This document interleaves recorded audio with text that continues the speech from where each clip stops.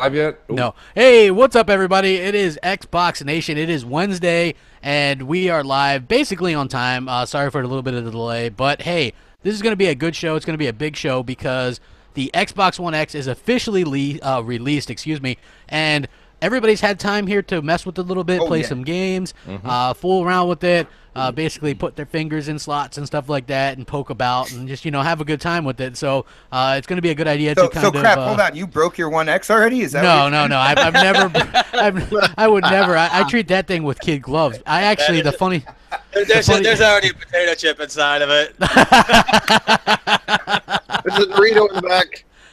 Yeah, oh man, that's cold-blooded, guys. Come on. I'll start off my own podcast with people making fun of me. Damn. Yeah. But yeah, so anyway, we got some regular suspects here. We've got the man, he's runner-up on the rundown the last three times. You can just tell Mooch is like a little bit salty about that. You know what it is? Crap is always, he's constantly giving these, like, the vote for Mooch is a vote for Donnie D. Hey, a vote for Mooch. Me. That was what Perot did back in the election in the 90s. Yeah. I guess Sabotage. Politics. Yeah, well, you know what's funny is we got the I came up with the idea. I said, because if you guys don't know, on M&C Mornings we do the rundown, and it's basically we kind of debate each other a bit on different topics, and then at the end of it we put a vote up on Twitter and people vote for it. Well, what happened was I came up with the idea, like, hey, why don't you put like a championship belt on our characters, and for that week if we win we get it, and we can wear it on the avatars. And Jay's like, good idea. And so I have the avatar, and he showed it to me today, and it's awesome. Yes, you put it out everywhere. Yeah, I was like, I'm never losing my belt. I'm the champ. Woo! Everyone knows Mooch is right, but that's all right. You know what? No, a vote for Mooch is a vote for Donnie. Yeah, little dirty politics by Crap. So we'll find out. We'll find out this week. I can't wait to do the rundown. I'm actually excited. I know, right? I want a little Rocky music when I talk. Right. Yeah, but anyway, you're here. We got a lot of cool stuff to talk about. A lot of shit to talk about. Yeah, it's going to be a good time. We've also got Hellhammer. What's up, Hellhammer? Not too much. Just still testing out stuff here on the One X. Yep, Hellhammer took time off from work as well. And what's funny is Hellhammer finally pre-ordered some games, right? So far it's been me, right? Guess what game he decides to get? Monster Hunter. Like, how interested am I in Monster Hunter? Zero. Not at all. Like, I'm like, did you get Monster Hunter? He's like, yeah, I love Monster Hunter. I'm like, what? Here I am, Battlefront, Call of Duty, Assassin's Creed, Sonic Forces, South Park, games, like people, games games you want to play, and here Hellhammer is. Well, he did get Super Lucky Style, which I'm enjoying, but yeah, I mean, Monster Hunter, damn, damn dog. That game's good. It's gonna be good. Yeah, and we also got No Chills Noof. What's up, Noof? Kaboom! Noof Nukem in the room. It is a Wednesday night. We are battling Noof Nukems. What? Battling Noof Nukems. It's Noof. It's a Noof Nukem-a-thon. Yes. What's going on, Xbox Nation? Hemorrhoids! Hemorrhoids! It's Noof Nukem! Yeah! Noof! No, welcome back, bro. How's it going? It's good to be here. It's a pretty exciting time. Like you said, we've all had a chance, or the majority of us had a chance to dabble with the X, and we'll talk about that here shortly. But yeah, it's a good night, pretty exciting time, and looks like things have been pretty favorable so far. Hell yeah. Awesome stuff. And we've got the Xbot 448 filling in for Dealer, because Dealer had something come up last minute. Welcome, Xbot. Welcome back to the show. What's going on, everybody? That is actually my first try at doing that since my surgery, guys. It is a blast to be on Xbox. Good to have you back, man. I'm glad that everything seemed to went well for you. Oh, dude, my doctor thinks I'm some fucking miracle or something like that, the way I just came out talking after getting both my tonsils ripped out of my throat and stuff like that. But we're all good, man. I can't wait to talk about my X, which I did get at a midnight release last night, even though where we ordered it they weren't doing a midnight release. But you know me, man. Mooch, I know you know me. If it's coming down to it, I'm getting my system that night. I was proud of you, Xbot. I saw what you did, and I see how someone had mentioned. I can't remember who it was. Somebody had mentioned giving the idea to maybe call, not corporate, but there's a 1-800 number. Then you can mention the store, and I think Mel did that. Mel went ahead, made the call, got things going, and all of a sudden, you're like, guess what, guys? Midnight release is on. So I'm proud of you, man. Yeah, all of a sudden it's like, oh yeah, no, we'll just bring it to the other store. I'm like, that's funny, because usually you like to say that's against policy and stuff, and it's not fair, man. If you have every other store in the area doing a midnight release, whoever pre-ordered from that one store that isn't doing one, they should be able to move them around and have you go there if that's what you want to do. Listen, man, any kind of console, like GameStop is in trouble, period, okay? Like, look at what they're doing. They're like, rent the game forever for, and many games you want for $60 a year. Like, please, God, come in here. And, like, they went from, like, somebody. Now they have, like, widgets and toys and shirts and hats. They're selling the Mario Cappy hat for, like, $25. I mean, when I walked in there to get my ticket, the guy tried so hard to sell me the extended warranty on it, right? So, like, one of his selling points literally was, yeah, if anything happens after the year, you just come in and swap it out. And I was like, really? So I can just come in here and swap it out for another Project Scorpio edition, huh? Well, you won't get a Project Scorpio. That's what I did. I mean, it's just foolish. Like, well, here's the thing. I can't speak for you guys, but I did get the warranty because I don't really care. I did. I did too. I know. Why would you not? Wow. Well, why would you not? Because like Hellhammer was explaining, you can get the third-party warranty that lasts longer for $20 more. Yeah, or you can go directly through Microsoft. It lasts longer. I got the 2-year warranty for $80. At the third year mark, we're already gonna be flirting with Xbox 2 coming around the corner. This One X right now, it's sitting next to me right now. I am literally right next to this thing, and it's on. Right, I am astonished by this thing. I cannot hear this thing running at all. It is super quiet. It's pretty damn silent. It's whisper quiet. So it's been on since like 12:30, dude. Like it is last night. I want to give my thoughts real quick. I did a little bit of a video earlier because I wanted everybody else's thoughts. But I'll give mine real quick. It lived up to the expectations that I had of the Xbox One X. Like at first, well, there was a little bit of an issue at first. Like I'm playing Forza and I'm like, I told Hellhammer, I'm like, there's some kind of problem. So I look and like my TV wasn't reading it right. It was like it was like you're basically none of the things were checked. Supports nothing.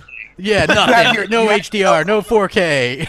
Like, dude, I was like, what's up? Because my S supports everything on there, and my PS4 Pro, they all support HDR and everything. And now they was saying it was all X'd out. This looks right? insane. Yeah, or like some kind of weird yellow thing. Like maybe you're running it through some kind of converter or something. Try unplugging that, and I was just like, wow, what's going on? And then when I finally got everything hooked up right, and running right, it looked phenomenal. I was playing Forza 7. I was playing Sonic Forces. I had people message me like, you got an X and you're playing Sonic Forces. I'm like, that game's you're dope. rubbing that in, crap. Yeah. You are rubbing that in. Oh man, you know what?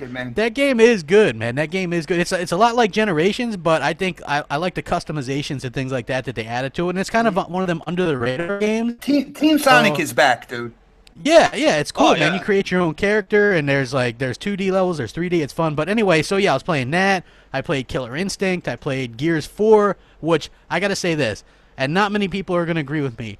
The campaign, 4K, 30, the way to go. You can ask Hellhammer. Yeah, it is. Wow. And I'm a 60 frames kind of person. But wow, it was so smooth at 4K 30. And I have to say this as well. HDR, it's not a 4K or HDR thing for me. It's a 4K and HDR thing. Once you see that, you can't go back.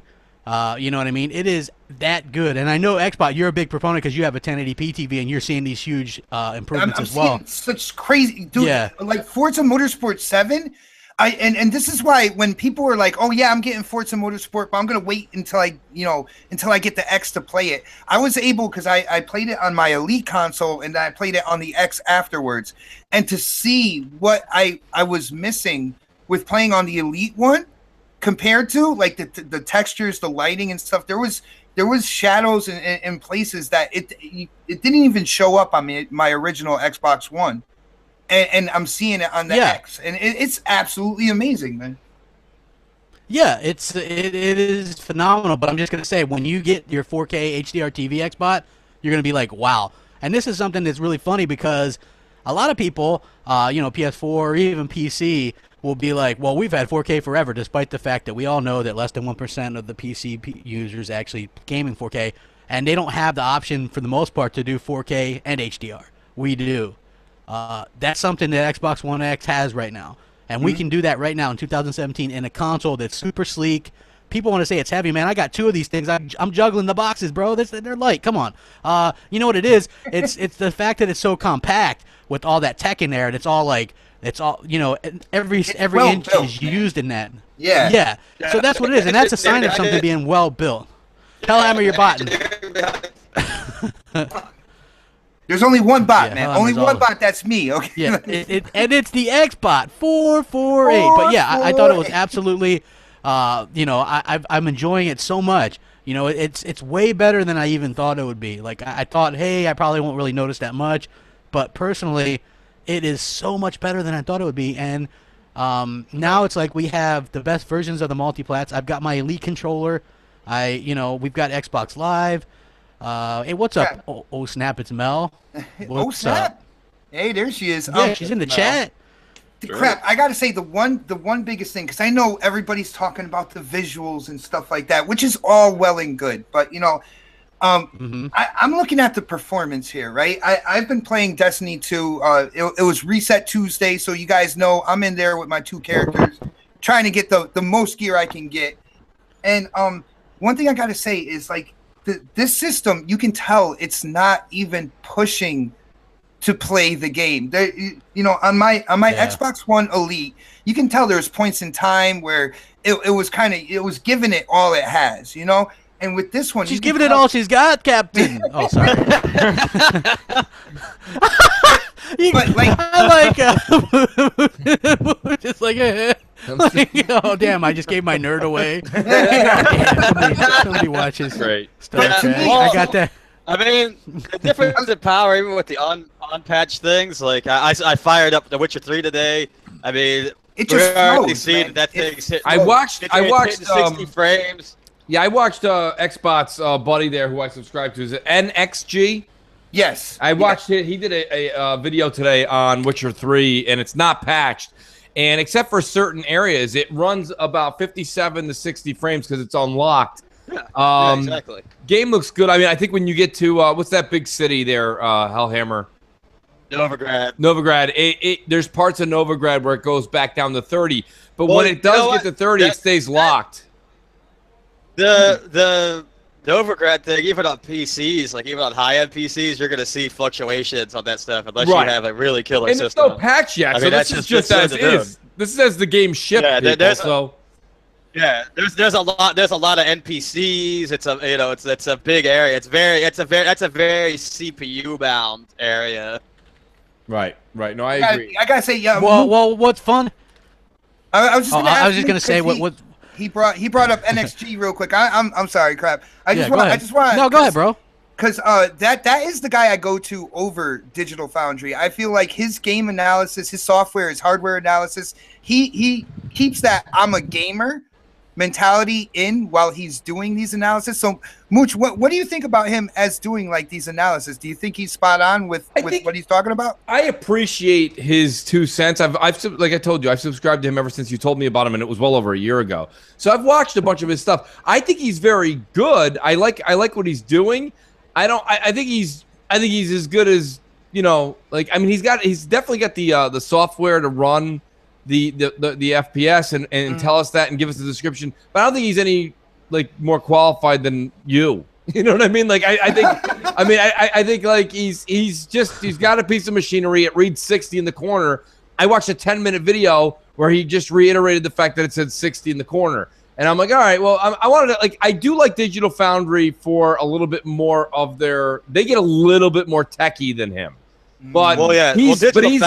He's good. I gotta get NXT. I gotta get him on next, man. Yeah, you should bring him on next. Actually. I gotta get him on next. We gotta check his credentials. Put it out there for everybody. Yeah, I think it's a really fun time to be an Xbox gamer. I say that a lot. I'm really happy with what we have so far. But Mooch, like, what's your thoughts on it? Because nobody's heard your thoughts yet. What do you think about the Xbox One X? Yeah, I am one of the people that haven't done a video or got on since the pre-Eve launch. Here's my thing about it. I love it. I really do. I think it's fantastic. Only thing I was kind of hoping, and I think this is the early going kinks you got to get out is, like, for example, I was playing Gears of War 4, and I was playing with a lot of people that play Gears of War 4, and we're like, where the hell did you put the visual enhancements? The visual performance. And they're like, you got to go to the main menu and go to options. And you're like, go to the main menu. There's Horde, campaign. There's everything you want there in the world. Store, customization. There's no options. And they're like, no, you got to press the start button, man. And I'm like, what? All right. So it's like, and then you have to go 3 layers deep into there and get into video enhancements. And then you have a choice of just visuals or performance. Guys, listen, I get it. That's fine. I'll go searching through the main menu. But you've got a lot of Joe Schmoes going to pick up the X. Like, they're not going to go 13 layers deep to turn something on. The video game isn't finding the fucking options. The video game is the game. Like, there should be something in options that says 4K 30, 1080 60, Yahtzee. That's it. Like, that's all we want. Like, why do I have to go 16 layers deep? And then I'm watching NXG, and NXG's like, as you can clearly see, I'm hitting 60 frames. And I'm like, is there a patch or not? Like, 2 minutes later, he's like, this is out of the game, out of the box. There's no patch yet. It's like, well, why the hell are you showing me? I want games that are enhanced. And then there's the Xbox One X Call of Duty World War II. And then you got everybody scrambling left and right. They're like, dude, what am I doing? What am I doing? Is it enhanced? It's not showing up. Mike Ybarra comes on. And he's like, it's enhanced. And they're like, Mike, you say it's enhanced, but I don't see it. He's like, it's a glitch. We're fixing the enhanced list. Don't worry about it. Just play it. It's enhanced. But I don't see it. And it's like, it's just like, it's all over the place. So I just kind of wish, I myself just wish that things were a little bit cleaner on what's enhanced, what's not. Let it pop up in the freaking enhanced list or let it not. And when, for God's sakes, make it easy and this is the developers. It's not a Microsoft thing. Guys, make it easy for us to find the enhanced options. Like, throw it in options. Ta-da! There it is. You want to throw options into options, man? I don't know what you're talking about there. No. I don't know. Like, I mean, you guys agree with me that there's a little bit of like I'm playing Forza 7 and I'm like, is it enhanced or not? Well, yeah, but Forza 7 has it right on the very title screen. It's an Xbox One X enhanced, and I don't think you have to find the options with that. Yeah, there's no options. There's no options. Yeah, there's no options. It just runs at full bore on the X. But things like Rise of the Tomb Raider, you got to go into your visual options, and then you get to set it for the enriched, the performance, the native 4K, that sort of thing. So yeah, you do have to look for it. It's a little bit of work. I mean, I was obviously looking for it, and it was there. So that's not fine. No, I don't mind if it's just in the options and I got to look for it. But like on Gears of War. That was kind of that was a little. It's hidden, dude. I was talking to somebody who plays Gears for like a living, and they're like, I'm not really sure. They're like, I just hooked up my X. I'm not really sure. I'm like, so we went through it together, and they're like, I don't know. And I'm like, where? So I put it on Twitter, and then Ben, shout out to Ben, who Ben Law, who's awesome. Ben's like, dude, Mooch, here's what you got to do. He's like, go back to the main screen. He's like, you got to press the start button, which there is no start button. And he's like, and it's in there, and I'm like, all right. By the way, I just want to say shout out to Divine Logic. I can't stand you either. Go ahead, Crap. I was just gonna say, boy, my internet is running really poor, Hellhammer. I'm not sure what to do. Yeah, you and Hellhammer are kind of bought a little, Crap. Yeah. That's all right. What about you? Yeah, Noof. You guys discuss the Xbox One X real quick, and we'll look into this. Sure. Well, personally, like I said, I picked up mine yesterday. I was kind of late getting going. Obviously, I didn't get a chance to do the midnight launch sort of deal because my EB Games where I pre-ordered mine did not do that. So that was unfortunate, but no big deal. So, you come back, you go through the setup. Downloading the new updates didn't take all that long or anything like that, but it was transferring a lot of those games, the majority of them being 60 gigs or larger. I think right now I have about 7 games that I've transferred over to my internal, and I'm down to about 200 or 300 gigs left, something like that. So they're pretty massive. So just fair warning to those out there, when you do get the X, you are downloading a lot of the Xbox One X enhancements, and some of those can range from an extra 10 gigs to, 30 or 40 extra gigs, depending on the game and how the developer sees to use fit with that. So just keep that in mind. Right out of the box on the Xbox One X, it's a 1 terabyte hard drive, but because of the operating system, I think we started out with 780 gigs. So it would be a good idea to pick up at least an extra 1 terabyte or larger on external hard drives. I've had no issues. I did have one that I was almost made me want to throw my controller out the window. My controller wouldn't sync at first. It kept disconnecting, and I had to basically reinstall the operating system again and go through the initial setup, and it seems to be working just fine now. But so far so good. Things are looking good. It's performing well. Games look fantastic. Rise of the Tomb Raider in native 4K is absolutely dynamite. It's so sharp, so crisp, defined edges, better textures. Just, it looks great. Like I said, I'm playing in the 30 frames a second mode, I think, but it's native 4K. Great stuff, man. Gotta love it. Forza 7 looks absolutely done. Probably the best one that I've tried so far. Dude, I gotta say, with Forza Motorsport 7, here's the deal. When you look outside your window, right? You look at the atmosphere, you can tell, like, you can tell it looks alive. Like, you look outside your window and it looks alive. You can kind of see like air moving around. There's stuff there, right? And for the first time, I feel in a video game, like the atmosphere in Forza Motorsport 7, it looks like real life. Like when you turn the car and all of a sudden the sun's like right in your face, you feel warmer. Like, because your mind's telling, it looks so realistic that your mind's telling you the sun's like right in front of you. I don't know if anybody else has felt that, but I know I have. Like, it's like, damn, you literally feel like there's sun baking you down as you're like driving, going full speed in that direction. It's crazy, dude. Yeah, I don't know. No, it's a really great game. Because one thing, the thing is, like I said, and whether you're on 1080 or you're on a 4K, you notice right away that there's a higher fidelity, especially in things like reflection, stuff that gives the game a more realistic vibe. The road looks better. The water when it's settling on the road looks better. The sunset or sunrise reflections and things like that, and the rain on the window. It's a lot of little things that all come together in one big package that I think if you're a gamer who's been playing Forza games for years, you notice these things, you know what I mean? And you kind of go, wow, like the attention to detail here is just off the charts.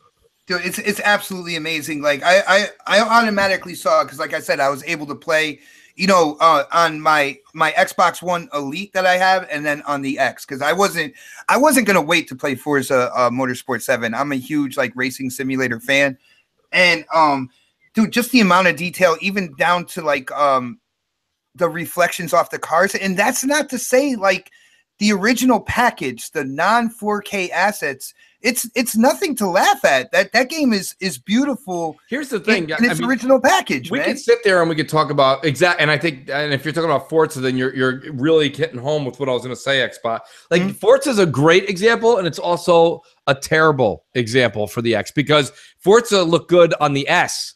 So it's hard to sit there and I mean that's pretty much the only game I've played on the X up until tonight. I'm gonna play Evil Within. Shout out to Worry Ward. I've been talking to him. Worry Ward told me that Evil Within looks like a whole new game on the X. I'm excited to try. I haven't tried Call of Duty yet. I haven't tried Evil Within. I haven't tried Assassin's Creed. Assassin's Creed I probably won't start up till Monday. Shout out to Sneaky Memo. Thanks for the hookup on the code, bro. Appreciate that. I would say hashtag Moochie, but the guy's awesome. But realistically, Forza is a bad example to talk about, because to me, Forza looked good like from day one, right? When it released in October. So I think that we should use some other examples. I think Noof talking about Tomb Raider hits home, I think, for a lot of people, because we all played that on the S and we see a difference, or will see a difference. I'm excited to see these games. Somebody in the chat mentioned that Doom got an enhancement, but I don't believe Doom got that at all yet. I don't believe so. That's got to be down the pipeline at least. Yeah, I can't be too far away, because I mean, I'm also shout out to Jamie Moran. Jamie Moran also mentioned that he's waiting for Wolfenstein 2 to get that upgraded patch. So, well, Mooch, actually, it might not have gotten a patch, but that one has dynamic resolution. So, as Phil said, right, when you pop the game in, it doesn't need a patch. It's just going to run at its best resolution and optimal performance all the way through. So, you're not going to see the dynamic. You're not going to see the resolution drop where at certain points in time when stuff gets crazy. And in Doom, stuff definitely gets crazy. You know what I'm saying?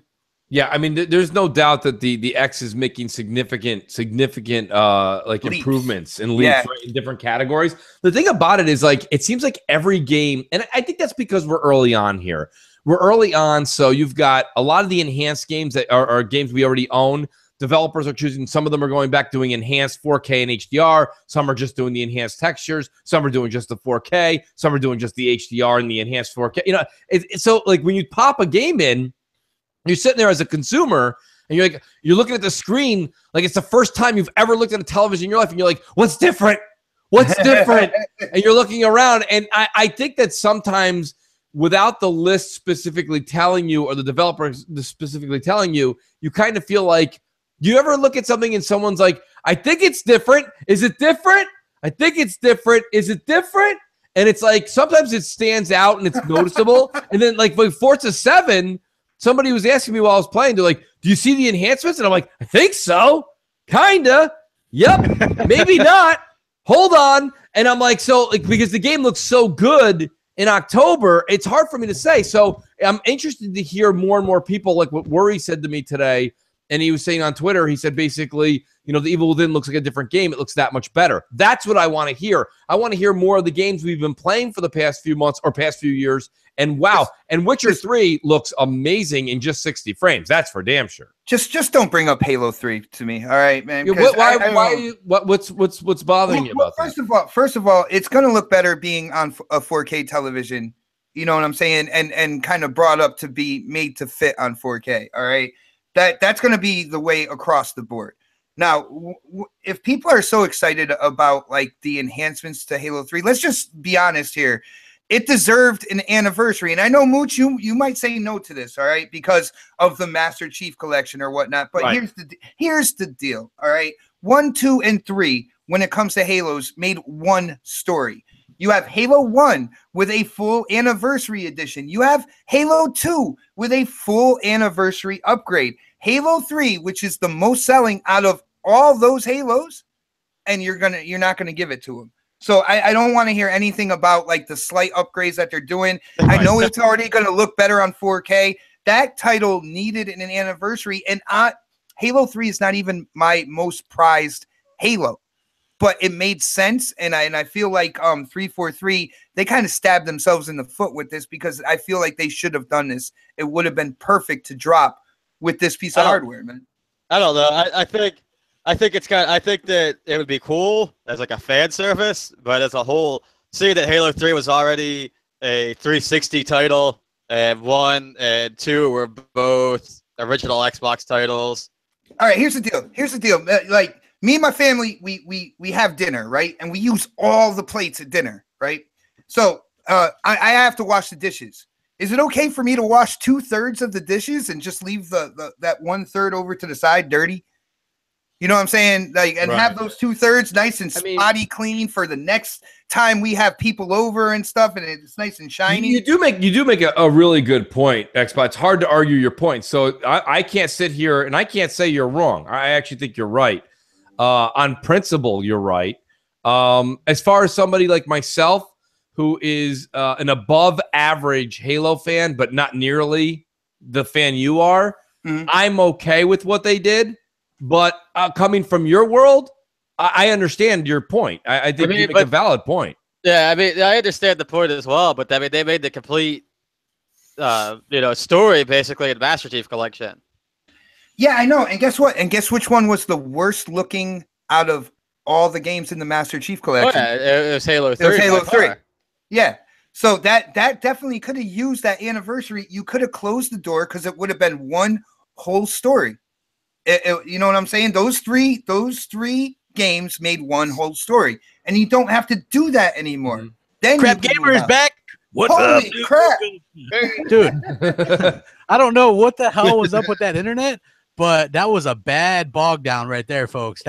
We had negative internet. I've never seen that before in my life. We have a code in the chat. We have a code Stop 6 doc. Sorry guys, I haven't been able to pay attention because I've been trying to mess with the internet, and wow, it was bad. I think it's fixed out now. We got a couple different codes in there from Stop 6 Doc, man. Thank you guys for joining us and doing that. That's awesome. And Mooch and Xbot and you guys, thank you guys for keeping shit going. You know, me and Mooch can go back and forth for like ever. I know, technical stuff happens sometimes.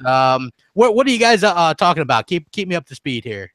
Well, we kind of started talking about what game do you think from right now with the X1 enhancements, what game do you think is the best looking or the one to kind of point people to and be like, you know what, do you see the enhancements here? Assassin's Creed Origins does that, and so does Gears 4. I think Gears is actually the flagship one right now. Yeah, Gears 4, play that campaign 4K. Ooh. Wow. Like I was blown away. Amazing. Absolutely. Final Fantasy 15 looks amazing as well now.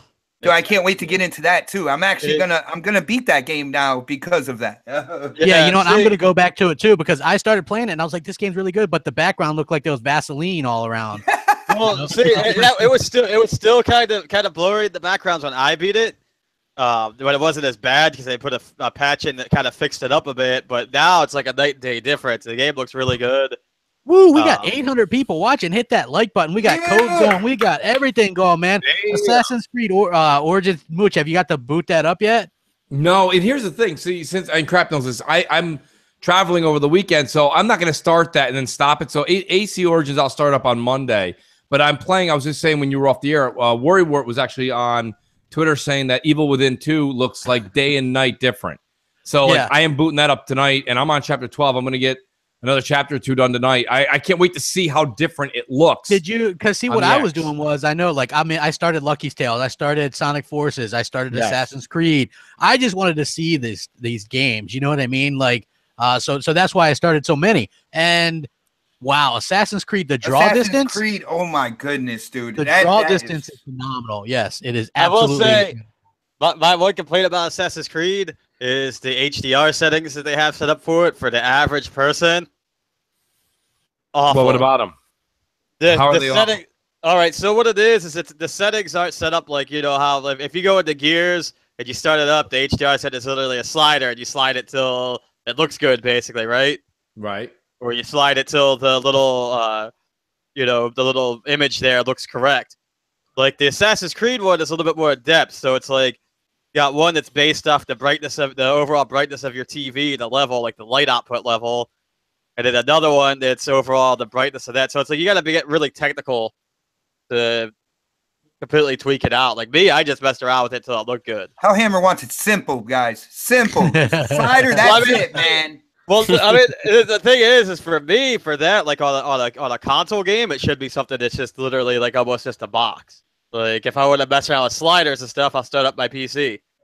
Well, it was funny because when I first started up Gears 4, right, I asked Hellhammer, I'm like, well, which setting am I on? He's like, I don't know. You probably have to go back to the main menu and then do the options thing, and it's like performance or visual mode. Yeah, right? And the only reason I do that is because that's the same thing on PC. You have to go back to the main menu to change any of the video settings. At least it did when I first played it. What did you like better, Crap? I did the performance. I think the visual mode looks a million times better. Yeah, the visual mode looks better, no doubt about it. But I think it's a smooth frame rate too, though. Like I get that, right? But I really enjoyed just the visuals, and it's still smooth for a 30. You know what I mean? Like it's not like that's a good point, Crap, because a lot of the games now that targeted 30 in the past, most of these games that we're getting now on the X are actually hitting that 30 with very little drop, if any at all. Whereas on the, you know, the S model or the OG Xbox, you know, there was constant frame dipping in a lot of those games. So like that's part of the beauty too, is that you know, games are now starting to hit their original developer targets, and that's just a bonus. You know, like I said, I played Rise of the Tomb Raider, and I chose to go with the 4K native mode because it just popped a little bit better. The graphics just were a little bit crisper, you know, on that mode, and it ran beautifully, like even at a lesser frame rate. I totally enjoy games like that.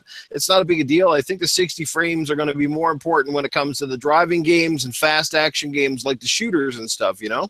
Well, right. Yeah. Well, here's the thing. Like, so, like, on Gears, like, I'm a frame rate person, too. But on Gears, it's such a big difference. And the fact of the matter is that the campaign was already 30 to begin with. So a lot of the animations and that sort of thing are already designed around the 30 frames. So it's made to look good like that already. So the fact that that the graphics themselves pop so well on the 4K HDR mode is just, I mean, it just makes it worthwhile playing.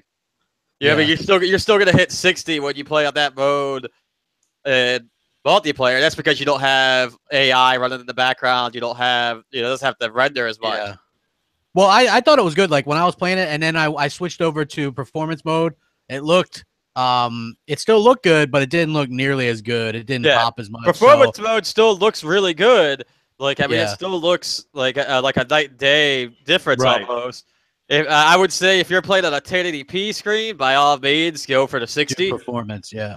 Yeah, if you have a 4K screen that's HDR capable, then I would definitely recommend 4K. I guess I'm just a snob now, and it doesn't. And I'm not saying like if I, you know what I mean. Like for me, nah. Exactly. It's like once I started seeing the 4K and the HDR stuff, like I'm imagining Sea of Thieves and Crackdown in 4K HDR, right?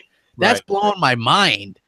Okay, people, you know, it's incredible to think about. So the Xbox One X has delivered for me so far, and it's only going to get better. Think about it.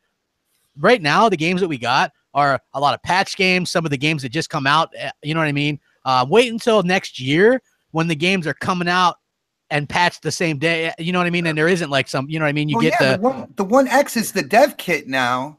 Yeah. For Xbox games. So they're naturally they're building the game on the One X, and then of course it's going to scale down for the other, you know, the other Xbox ones, the original Xbox One, but it's going to be catered to the X from here on out, man.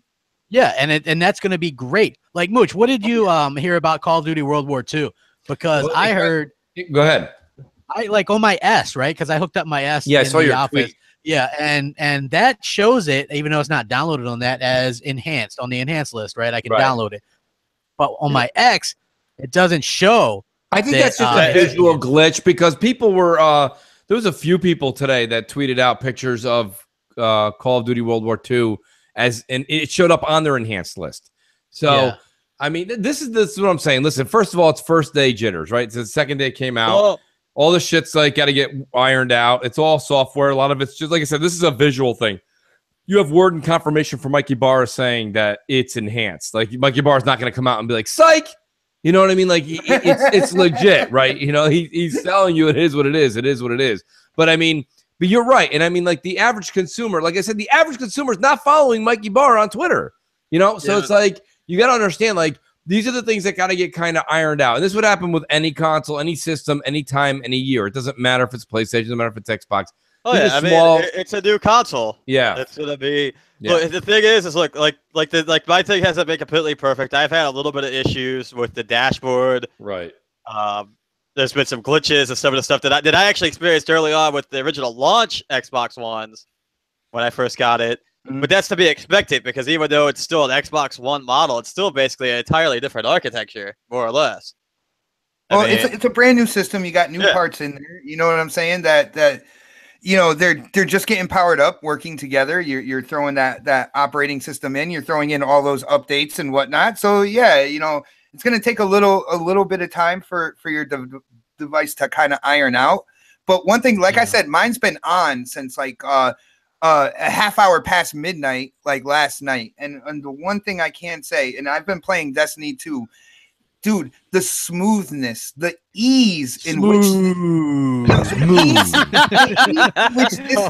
this console plays games is incredible. Absolutely incredible. There are no stuttering frames, no hiccups whatsoever.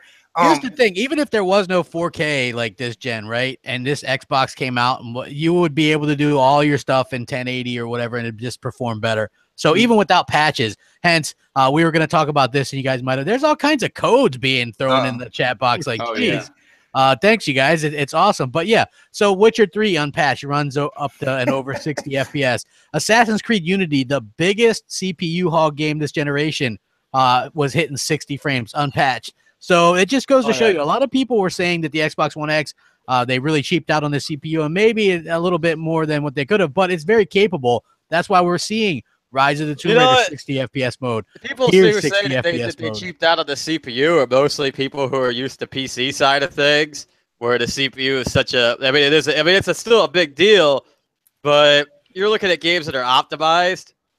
Yeah. I mean, like the thing is the reason why CPU matters on a PC is that a good majority of PC games are still only just now getting optimized to use more than 2 or 3 cores. It's fun. These are games. Hammer, it's funny that we're talking about PC because for a good laugh, I've been putting on this this video from PC World where they quote unquote they make a Xbox One X PC type. They make a Xbox One X type PC, right? They ended up spending about $700, and there's still like no Ultra Blu-ray player in it or anything like that, dude. And whenever I hear the Xbox One X and PC now, I go back and I think about that video and how off it was, and they still spent like over $700, and there were still key components that they couldn't put into their PC build. Man, my bad. I'm probably bringing it off somewhere, but that is a funny video. Yeah. I want to talk about a little bit of something else. Let's talk about Phil Spencer talking about Microsoft is now actively looking to buy and or open new game studios. This is something like a lot of people go, well, Phil lies about this. I always look at Phil, what he's done, and he's said exactly what he's done exactly what he said, right? Exactly. He said we wouldn't go small numbers if we upgraded. We do big numbers, and they did. He said we wouldn't have people like taking apart their consoles and upgrading that way, and we're not.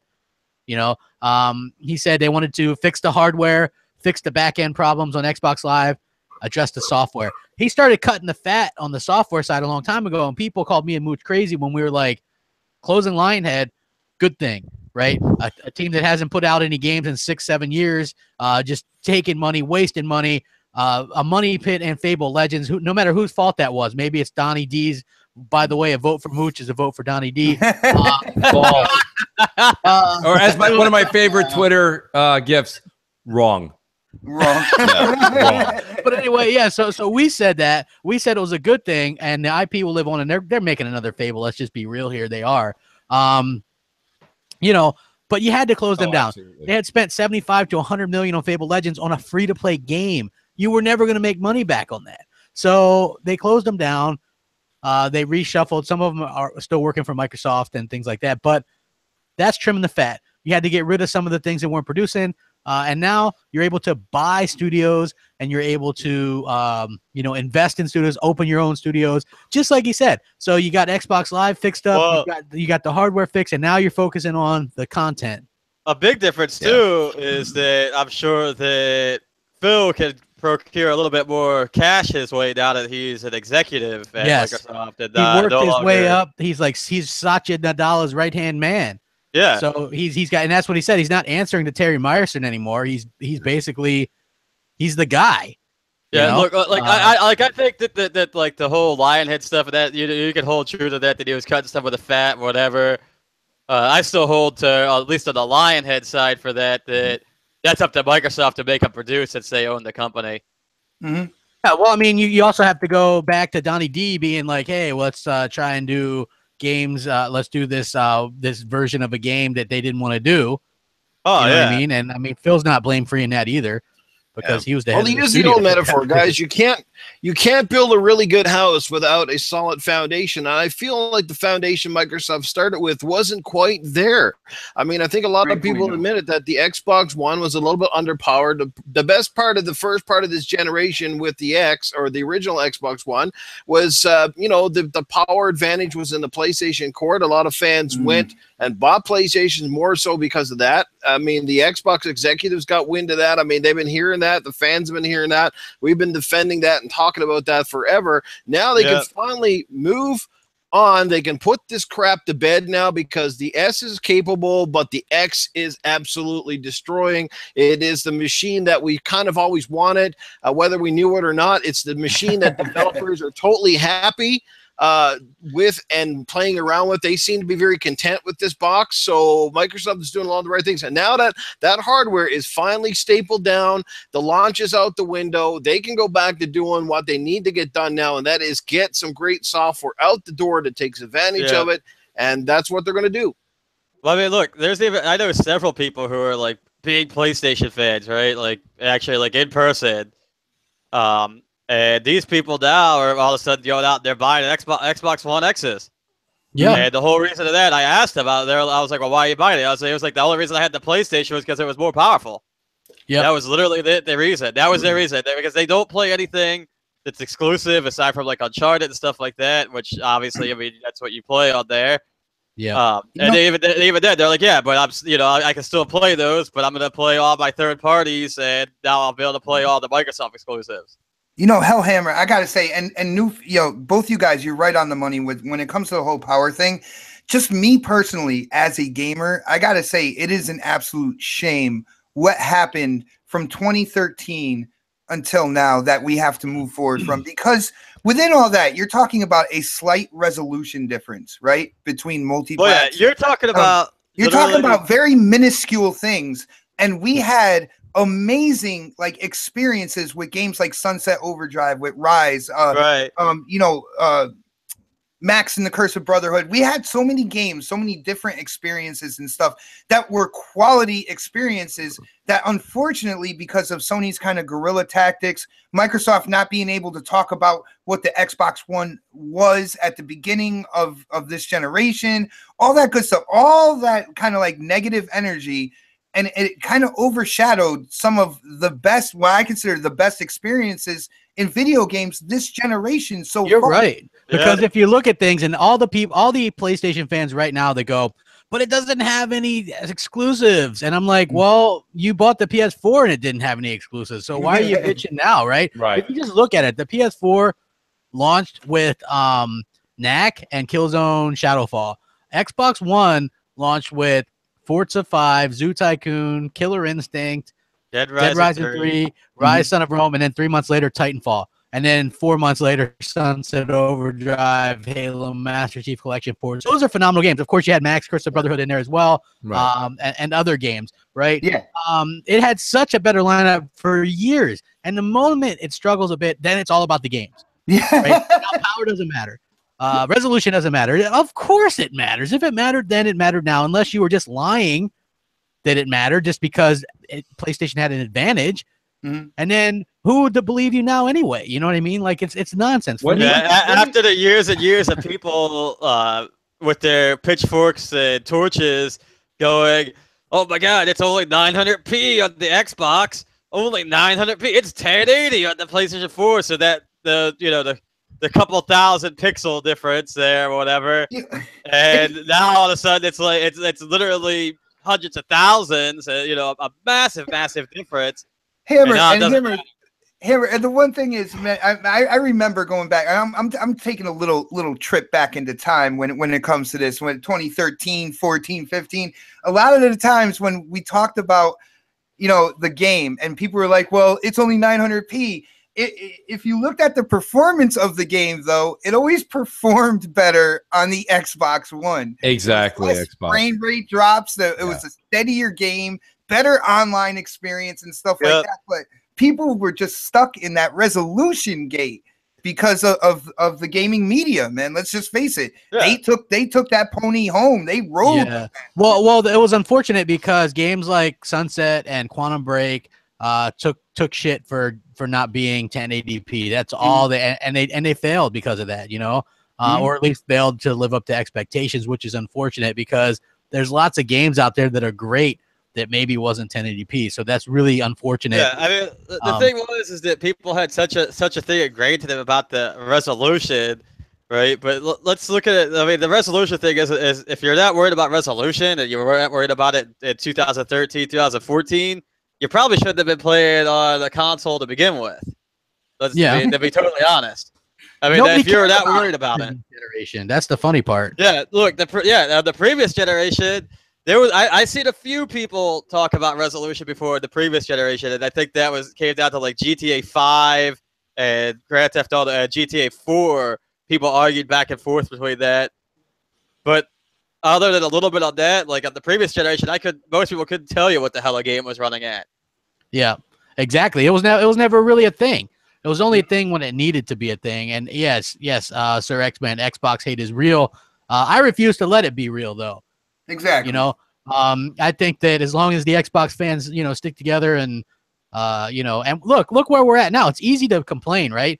You saw people complain after what the hell was that? Paris Games Week. Even though they showed the same stuff they showed at 2 E3s in a row with one new thing from Sucker Punch that was a CGI trailer. Who cares, right? Microsoft, by announcing that they're buying studios and opening new studios, did the same thing but without a CGI trailer of Bullplop. Same difference. Those games are coming out the same damn time, right? We're gonna get our new Xbox exclusives the same time y'all get what is that?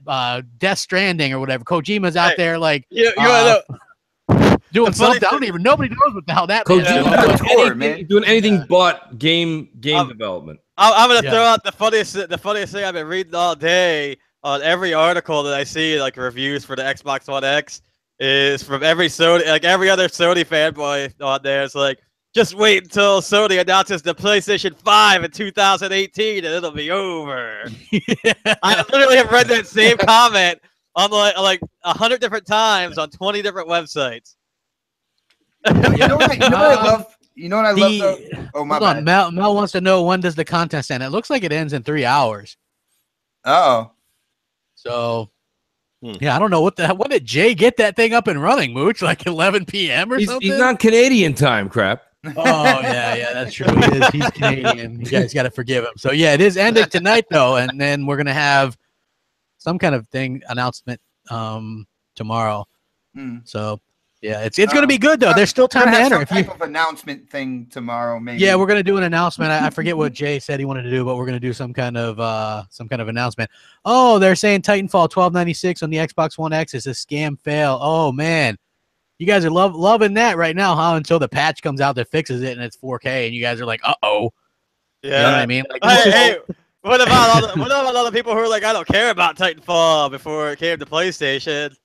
Exactly, like, oh, I don't care. I don't care about Titanfall. Nobody bought the game on PlayStation anyway, so nobody has it. True. The only person that has a copy is Digital Foundry. Who the hell cares about the PlayStation? Who the hell cares about Titanfall 2 anyways? That game was a disappointment in comparison to the first one. Don't you gotta love how a lot of the PlayStation people now, they're putting those big lists out of the games that are coming, and the funny part is that the majority of them haven't even got a date. So, like, they're all assuming they're coming in 2018, but I would say outside of God of Spider-Man should, if all goes well, come out at least by the end of 2018. There's like 2 or 3 games that we know are coming out. The rest are anybody's guess. Now, they could easily say to us, well, we don't know what Xbox game coming out. That Death Stranding game, definitely is not Death Stranding, The Last of Us 2, those 2 games are not coming out anytime soon. The Last of Us 2. If one of those games comes out in 2018, I'll eat my shoes on fucking YouTube Live. Well, you said shoes. Like, when you first started that, I thought you were going to go somewhere else with it, man. I'll eat my shoes. I'm like, oh. Well, you might have some shoes and shoes. Well, you know what? I think it's like I said, it's a great time to be an Xbox fan, an Xbox gamer. But I wanted to ask you guys, if you just said, if Microsoft was going to buy us some studios, what studios would you like to see them buy? Like, personally, I would like to see them maybe pick up Obsidian Entertainment. They do RPGs, which is something Microsoft lacks a lot. I would also like to see them buy Playground Games, because then they could lock up the Horizon series, and Playground Games is new IP, which is rumored to be an RPG as well. So those would be 2 that I would like to see them pick up. And possibly if they're going to go for 3 pickups, I would maybe say, let's see. Let me think. I would say Remedy, just because they do story-driven stuff, and I think it'd be good to have, like, that's another something that they needed. So yeah, Remedy would be a good one. I always say CD Projekt Red. CD Projekt Red is good. Crytek is probably a little bit more. Like, I don't think Remedy's in the runnings, crap, and I'll tell you why. Remedy is Phil just doesn't seem like he meshes well with them, right? They're on their own time scale, this and that. They went off and they're doing something. I don't think we haven't even heard from Remedy since that one time they said they're going to do something like a Call of Duty clone with that one small company, or I don't know if it's a larger financial company. I think that they have to go with somebody. They're doing like 2 games or something right now, but well, Remedy is one of those slow to develop companies too. I mean, so is CD Projekt Red, but that's because they take their time and whatever, you know. But Remedy is kind of one of those oddball companies that, you know, they kind of do their own thing and go their own way. Yeah. What if you invested in some of the really good indie developers that have small teams, and you put your money behind them, and you actually give them the resources to take that talent and make something like legitimate? You know what I mean? Like the guys who make Limbo, those games. Man. You read my mind. I was thinking about like the developers who made Cuphead, right? I don't know if Moon Studios, the people who made Ori, if they are independent development team and they're just the games are published by Microsoft, but if they're not, you know, under that Microsoft umbrella, if they're not under Xbox, bring them under. Like, I wouldn't mind that either, but here's the problem: those are small teams making small. I know, but you see, when it comes to Ori is a masterpiece. Can you imagine if they get a bigger budget for something? The thing is, though, is that bigger budget doesn't always mean that these teams have the capability of doing these kind of things, right? Like, not to take away from the indie games and that kind of thing, right? Because there's a lot that I enjoy now, actually. But a lot of these developers that are only used to working with a small team and working on smaller games or games that are a little bit simpler in design, they're not going to translate well to AAA, you know, multi-million dollar. I think Moon Studios has a lot of potential there. Yeah. They do, but you know what? They're a very small studio, and they don't like. They were a weird studio. Remember, because what happened was they're all over the world. Yeah, and then they work like via a connected network or whatever. Like, I don't know. Like, if you're gonna spend money, get some developers that are gonna make some waves, some quality developers, and get a need, right? Because you can already have Ori 2 or Cuphead 2 locked up, and then what you really need is people want the AAA experiences, right? They want. Well, my thing is that Microsoft's already turned down so many chances to buy out major companies. Like, where they had a chance to buy Capcom at one point. They had a chance to buy. Did they really have a chance to buy Capcom, though? Let's just be real here, because they are a Japanese company. Here's the thing. Somebody told me that you can't hostile take over a Japanese company, but you can buy a Japanese company. Microsoft. Oh, there's the thing, right? If you think that Microsoft, because here's the thing, right? Like, yeah, Microsoft doesn't do well in Japan and whatever as far as Xbox goes, right? But you think that Microsoft, almost $1 trillion valuation company now that's based around the world, can't buy a company pretty much no matter what country it's in, then it's just, you know. I don't think Microsoft's going to buy an existing company like we're talking about. I just don't think they said that they're open to buying yeah, but crap, they're going to buy a company. Remember when THQ was going out of business? I'm not sure if that would be a great idea anyway to buy. They're going to buy something that's kind of on the way out that they can get on the cheap and then take advantage of the IP. That wouldn't make sense though, because you need developers. So buy a whole company that has developers. Crap, there's like 65,000 developers that come out of school every day. Like, there's a bunch of people that are going to have. But they're looking to make a splash, I think, like with the Rare buyout. You know, theory, man. The thing is that if Microsoft just buys some of those companies that are just about to close and they get a handful of developers that are okay or even good from that, Microsoft needs to. That's all fine, but Microsoft really needs to get some of these more well-known developers, like the leads. I agree with you. But we see the path, guys. It's like literally watching like a crime scene unfold in front of you. Like, you see what they do. Like, they don't really buy, like they did buy Minecraft. I'll give them that. They did buy Minecraft.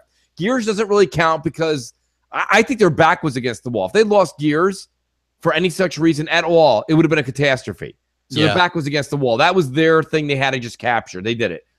And well done, but like something they had to do. Minecraft was a bit of a shocker, but seeing the direction that they're going in with PC and everything, it's a genius Minecraft move. wasn't really a shocker because even before all the PC stuff that they were doing, the direction, I'm surprised they were able to buy Minecraft in Mojang, They bought it with offshore money. It was it wasn't even like money that they have up front or anything. It was like, I was surprised that was even like the people who were running that studio and everything were even listening at that point in time, because Minecraft is it's a cash cow. Listen, it just goes to show you that anything and everything is for sale, right? Because like Xbox saying, Mojang was doing just fine. I don't think they were in the red. They weren't in trouble. That for the rest of their lives. Yeah, Mojang was doing fine. What happened with Mojang was that the head people were getting kind of tired of running it.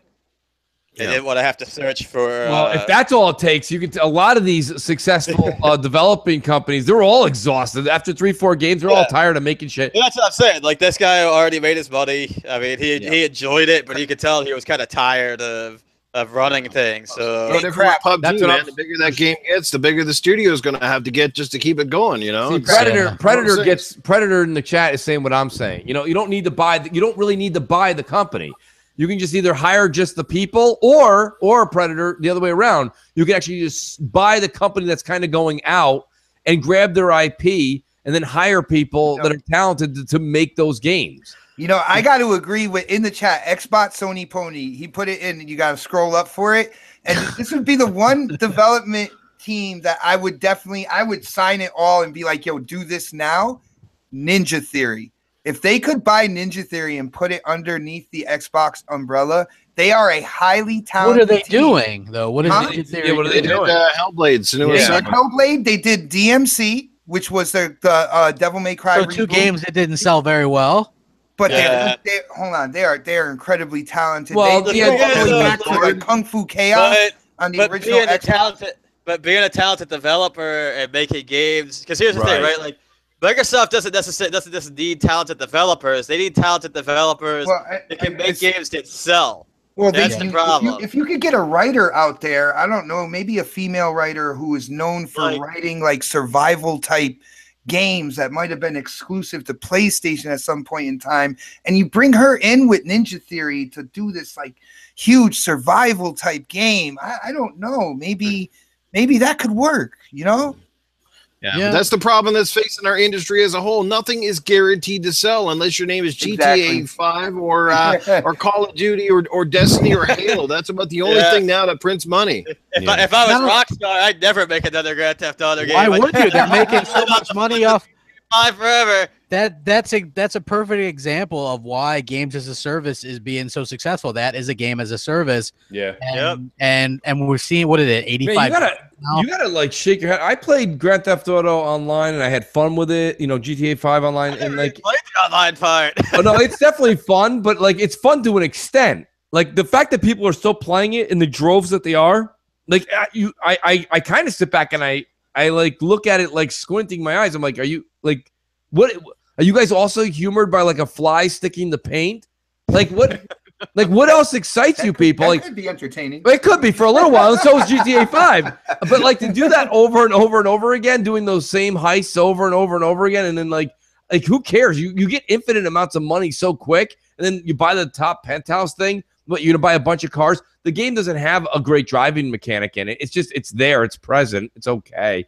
I don't understand what people are so enthusiastic about GTA 5 for over the course of 3 years. Yeah, I know some people.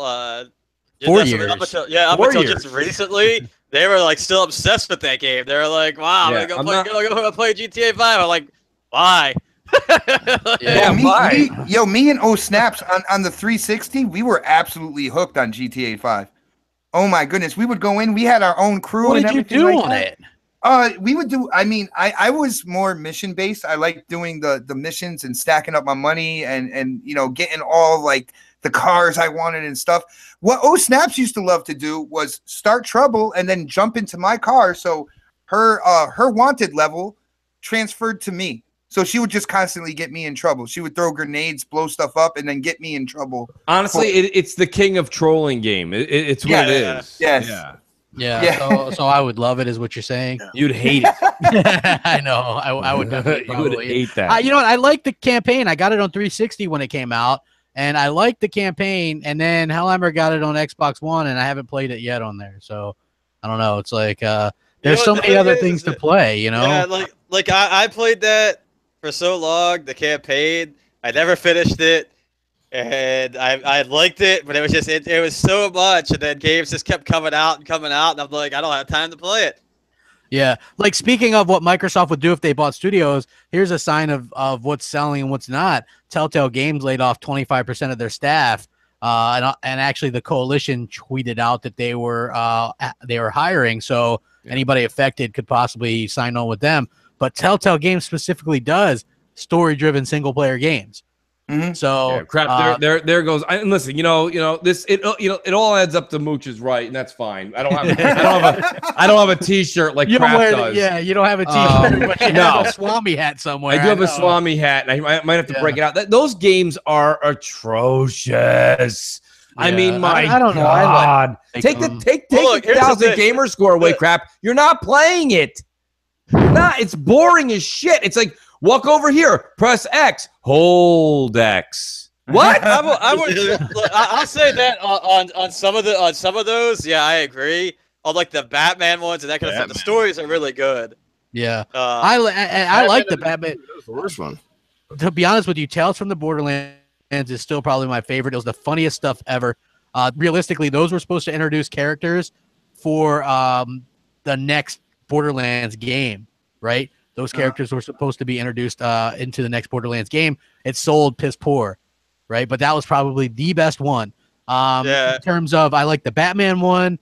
The Game of Thrones was, that was okay. But The Wolf Among Us was great.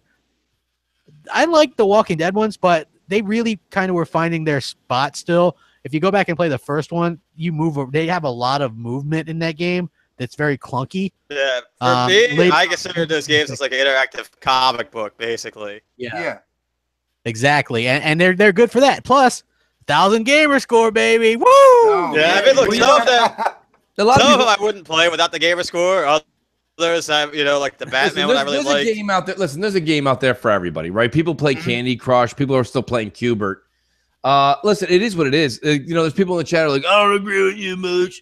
No kidding, dude. I understand. Mooch sucks. I don't agree with you, Mooch. The problem Telltale had was they oversaturated the market for those games, right? Like there's probably there's too many of them. There's probably a market for one or two of those, maybe a year. Yes. It's not that there's too many of them. It's just that they haven't evolved their formula either. It started one way. That's a good point. And it's the same thing.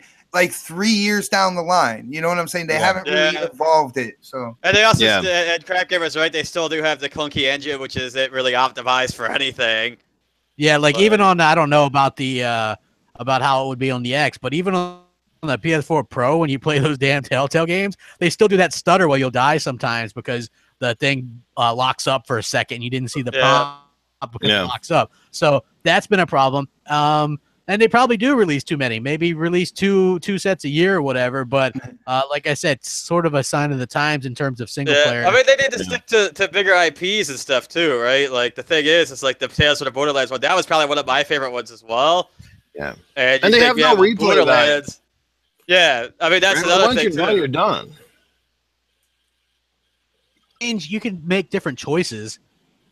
Some of them, and then some of them, even though you make different choices, the outcomes sort of always end up being the same at some point. It's like they kind of go full circle. And some, I think with Telltale, they're like, because they were relying on the licenses to sell the game, like the Batman, the Walking Dead, and stuff. It'd be kind of nice to see them go off and do something where they're not confined by the restrictions that say the properties entail them to. Do you know what I mean? Yeah, well, you know what? Somebody brings up a good point in the chat. He says that those licenses for those games probably aren't cheap, like the Batman and Walking Dead and all that stuff. So I can probably understand that. But it does all kind of tie back to what I said with Microsoft getting new studios. I do think they need an RPG studio. Somebody take over Fable full-time or somebody to do a new RPG. They're going to need a little bit of both. So I feel like that's something they're lacking, and they could definitely get that as well. Well, that's one of the main things they're lacking. They have shooters, they have racing. I mean, pretty much on lockdown. Yeah. They have the strategy game as far as console goes. If you like real-time strategy games, there's only one place to play. Yes. I mean, it's true. Yeah. So Phil Spencer did this interview, and he had mentioned specifically was talking about Minecraft and that being on other platforms and stuff.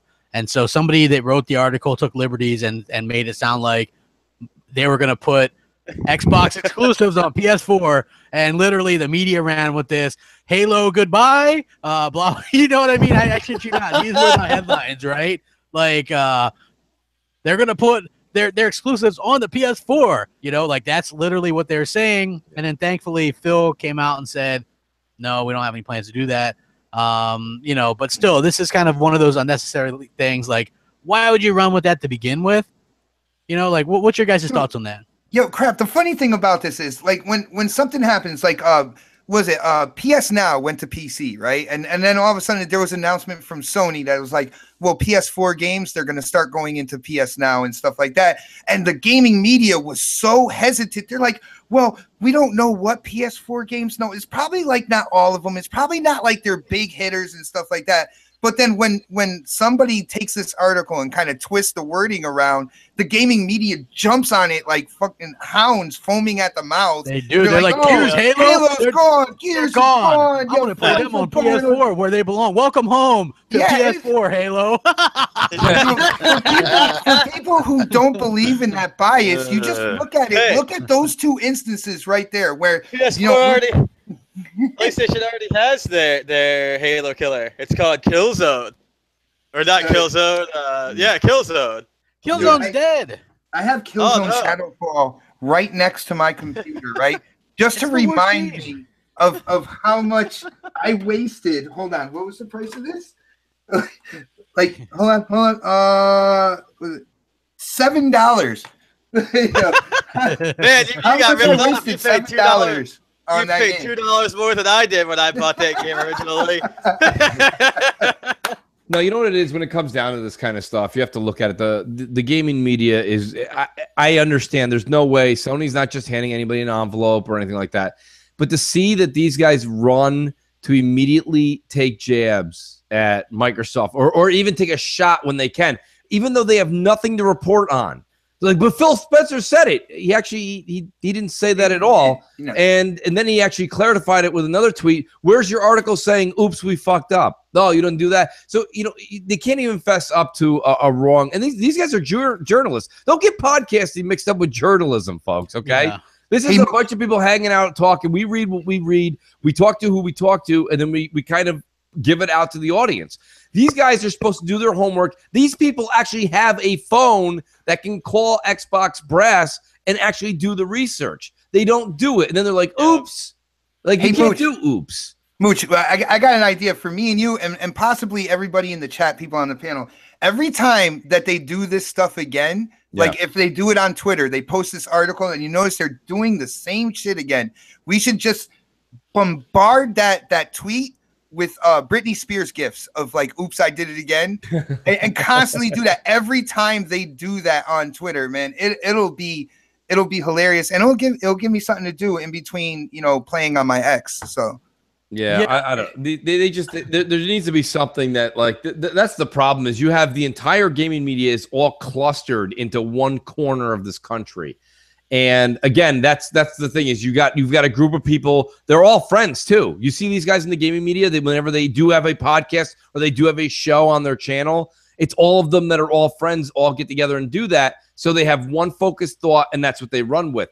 And like I said, if they're just doing podcasting out of their homes, so be it. Like Greg Miller is a complete Sony fanboy. That's fine. But he can do that. That's his channel. He's decided to do that. That's what he wanted to run off. He broke off of IGN on purpose to do what he wanted to do. So kudos to him. I don't have a problem with Greg's channel. I think even though I don't like all of his content, I think that he's will to do what he wants. When you say you work for IGN, gaming news, we're here for your gaming news. But then you spit something out like Phil Spencer signifies and points and hints towards Xbox titles going to PlayStation. No, he didn't. He didn't do that at all. So why are you running with that? You're fake. You're fake news. And it's like, but the problem is you have everybody in the chat right now and everybody that like follows along goes, well, Mooch, of course we know that. Why are you making a big deal of it? Yeah, but the casual people who just tune in once a week to IGN or twice a month and they're just checking the headlines, they're like, holy shit, Jim. What's wrong, Mark? All my Halo games are going to PlayStation. Says who? Check out IG. Check out IGN. It's on the 3rd tab. You know what I mean? Like, that's what really happens in real life, guys. You know what I mean? Nobody's like, well, wait, IGN said that? I'll check with Mooch and Crap later. They don't say that on the 80th floor in a business building. We're hoping one day they will. Definitely start doing that. But yeah, but you know, that's the thing. They don't do that. So the point of the matter is that you have to keep these guys in check as much as we can, because these are the ones that are addicted. And that's why you saw Sony break out to that ridiculous lead out early. Nobody minded Kinect that much. They really didn't, whether you liked it or not. Nobody really cared. But you had the media being like, I don't want that in my box. Who asked for a $100 Kinect? I didn't. Did you, Mitch? No, I didn't, Ryan. Did you, Destin? No. News at 11. Kinect never wanted. You know, and it's like, okay, wow. You do that for 3 years, it eventually sets home, and people at home are like, you know what? I didn't want the Kinect either. Well, no shit. No shit. But like the point of the matter is that maybe you did want it. They were preaching. I like the Kinect. The Kinect was fine. It was fine. Yeah. And I said from the beginning, before anybody even said anything about it, that I didn't want to buy the damn thing. But he's like, "Why do I gotta buy this stupid Kinect? I'm not even gonna use it." Yeah, it's true. Grumble. Grumble. Yeah. So, Microsoft. I did a video about this today. They're sending out $5 to people. I got it actually. Yeah, I got one. Yeah. Everybody's you get $5. You get $5. Everybody gets $5. Like, is it in your account? Where'd you see it? It's on. You get a message from Xbox Live directly on your Xbox. Okay. Apparently, Mel got it too. Xbot. Woo! She's got $5. Oh, maybe us Canadians don't get it because $5 in American for us would be about $2.10. I'm sure that they would do like $5 or whatever, but I thought that was really cool, Microsoft to do. You know what I mean? Free money for sure, and surprise up to like. Did you guys think it was surprising that Infinite Warfare and supposedly Call of Duty 4 remastered is like getting the update? Like we don't even hear about it. Just update. Yeah, Infinite Warfare's already got it. Yeah. Call of Duty 4 would actually be cool to see. Yeah, exactly. So apparently if we uninstall Call of Duty World War II and then reinstall it, Hellhammer, I'm not doing that. I'm going to wait till whatever the hell it gets fixed. Mike Kabara already said that it's going to be fixed. Is it, do we have the update? It's just not showing the update. Right? Crap, you might want to check it again because I think you could see it now. Crap, you should be able to see it now. I'll check it. I got my Xbox unplugged just to make sure it wasn't downloading stuff because I'm downloading about 80 million gigs of stuff right now because they force you to download this. They're forcing us to download this stuff. Forced you. They are. They're forcing us, and it's So ridiculous. glad IGN let us know. Yeah. Thanks, IGN. They forced us to take the 4K content that we bought a 4K machine and television for. I put Halo on PlayStation. Yeah. How dare them? I spent How dare you make my games look better? Can you do it for my wife? Come on. Whoa. No. Wow. I spent $500 on a console and bought a brand new 4K TV just so that I could opt out of having the 4K content patches. Yeah, exactly. So, I mean, yeah, it's kind of ridiculous. But also, Star Wars Battlefront 2, the trial for EA Access is in the EA Access vault right now. That's like a 51-point-something gig download as well. It's fully enhanced though. So if you guys have that, Mooch, are you gonna download that? Which one? Crap. Battlefront 2. Battlefront 2. Actually, I told you I'm coming around. I was all over Twitter about it. It looks fantastic. It's coming around, folks. It does, and guess what? It's fully enhanced already. Like EA did it right. Yeah, believe it or not, I got to re-up my EA Access tonight. It's the first thing I'm going to do when we get done with this because I told you I was waiting for if Star Wars. Anybody wants to donate to him, #mooching. Yeah, #mooching. Speaking of that, I want to give a shout out to Stop 6 Doc. Stop 6 Doc just hooked me up with Wolfenstein 2. Crap. Hey, Stop 6 Doc, hook me up with Wolfenstein 2. Now, see, Crap is like my mooching shadow, except he's like the bad shadow in Peter Pan. Crap. Like hook up Crapgamer. I'm the young fun one, Crap. Come on. Well, I'm younger than you. Hey, it's how you act. It's like the number. Come on. Wow. Man, Crap. But I'm not as good for whatever reason. I just thought of a great rundown topic. Who would be better to have a beer with, Crap or Mooch? And me, we just argue ourselves. We'll do that on Sunday. I am going to write that down Oh, because I got news for you. I cloned myself. I'm a great time. All right. so Jay's got to get that in the sound. Yeah. Oh, that's it's like, yeah, when you're having a beer at the bar, what kind of snack are you eating? Ready? Does he get the beer nuts and Buddy's got the pretzels? And what one do you like better? Yeah. Crap's loving it. It's great. Oh man, I don't know, man. I'd probably want to hang out with me. I'm pretty cool. You're not bad. You're not bad. He said you're not bad. He's not bad. You don't gotta get crap off the mountain dew and onto the. Mooch has Mooch 2 games today. Like, unbelievably. Well, technically, 1 today. Well, 2 in the last, I would say, 24 hours. That is correct. Assassin's Creed Origins and Wolfenstein 2, right? He doesn't even like the pronunciation. It's got to be right. It's like I got gifted Wolfenstein 2. Like, come on, hey, listen, stop. Right. But you got to give a shout out to Stop Doc. Stop Doc came in here and dropped man codes. Stuff. Yes, shout out to Stop Doc, man. You're awesome, dude. Awesome stuff. Yes, great stuff. Appreciate that 100%. Let's see. We've got how about Albert Pinello putting the media in their place over the hard drive size? That was great. This was funny as hell. You had Andrea Renee and some other idiot complaining about the. I like that. You know the best part about it though, crap, was how they both were like, "Well, no, we didn't really mean it like that, Albert."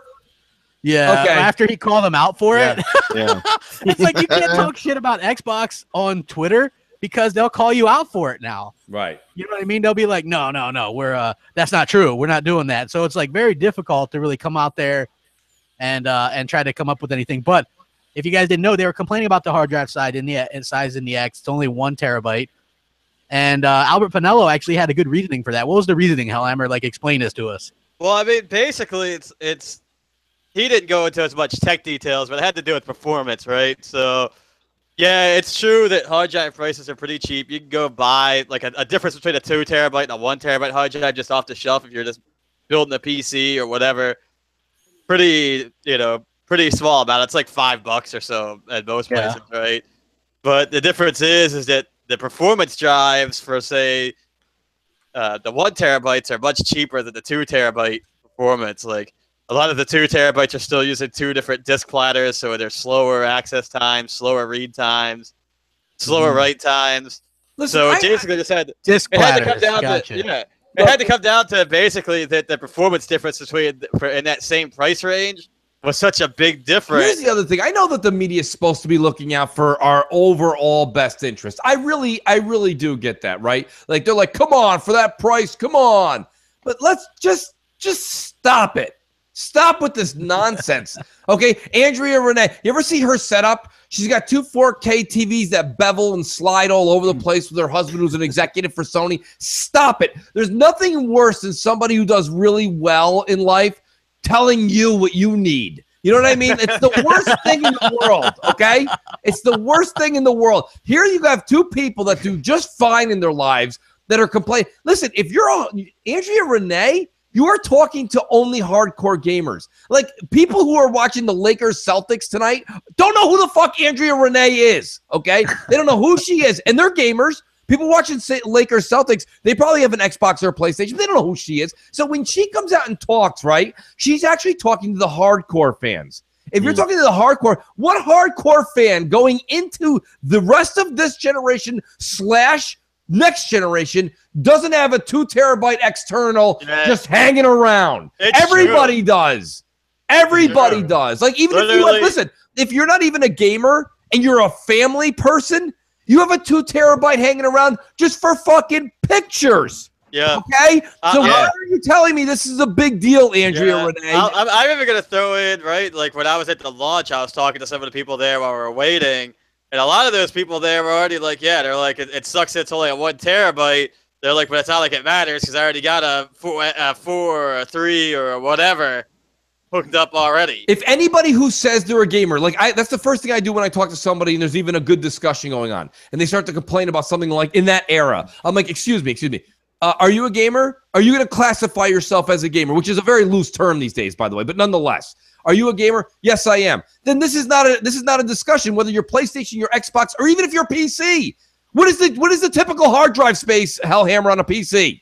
I got like 6 or 7 terabytes on mine. There you go. And Hellhammer's not even like, he's not even like just a PC enthusiast. He only plays Witcher 3 on PC. That's what I'm trying to say, and that's fine. No, but that just proves my point further, crap.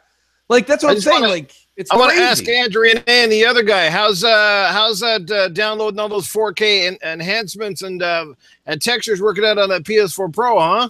Exactly. Yeah. There's none. There's Chris Hughes Senior, who I can never. By the way, Chris, I gotta tip my hat to you. I don't ever know if you're a fan or you're not.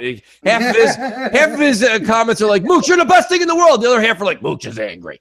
Mooch is mad. So I'm not. First of all, Chris Hughes, let me just tell you, I'm definitely not angry. I'm excitable about the subject because this is a podcast. We talk about gaming. Like, geez, like we still have to say that. Yeah, sorry, I give a shit about it. You know what I mean? Like, you ever tune into IGN? And they're like, Ryan, the X is here. The X is here. Tell us a little about it. Well, it was heavy. that power brick. Kind of heavy. They don't need that power brick. It's bad. They took the heaviness out with the power brick, but they put it in, so it was heavy.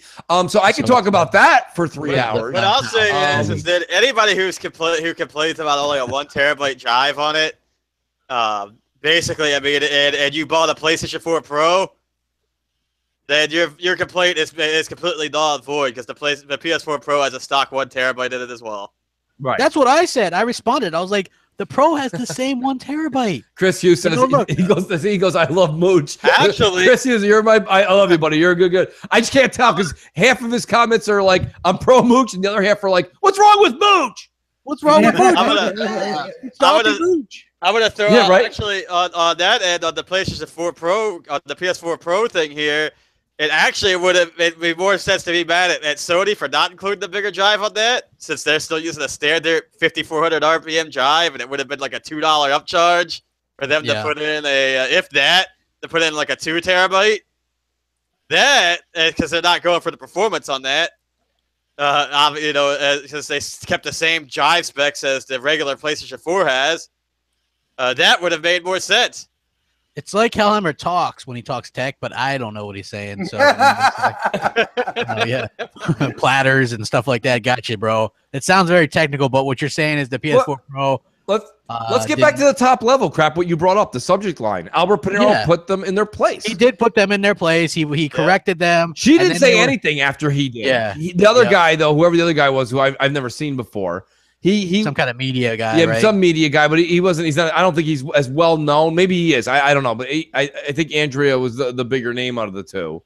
And he said, and then he was like, he's like, Albert, no. He's like, no, we weren't complaining. You were. Yeah, just look at they were complaining. They were after he said that, even me, I scrolled up and I'm like, well, let me just see if he was. Oh, nope, there's the complaint right there. Yeah. There it is. I wish you had put a bigger one in for this kind of money, blah, blah, blah. You know, it was, I mean, I'm paraphrasing, but I mean, like, that's basically what it was. And Albert was like, no. And he even was polite about it. He wasn't You're rude. Getting liquid cooling in a console. It's like the stuff that it's like you had to be good at Tetris to even fit all that shit in the console, right?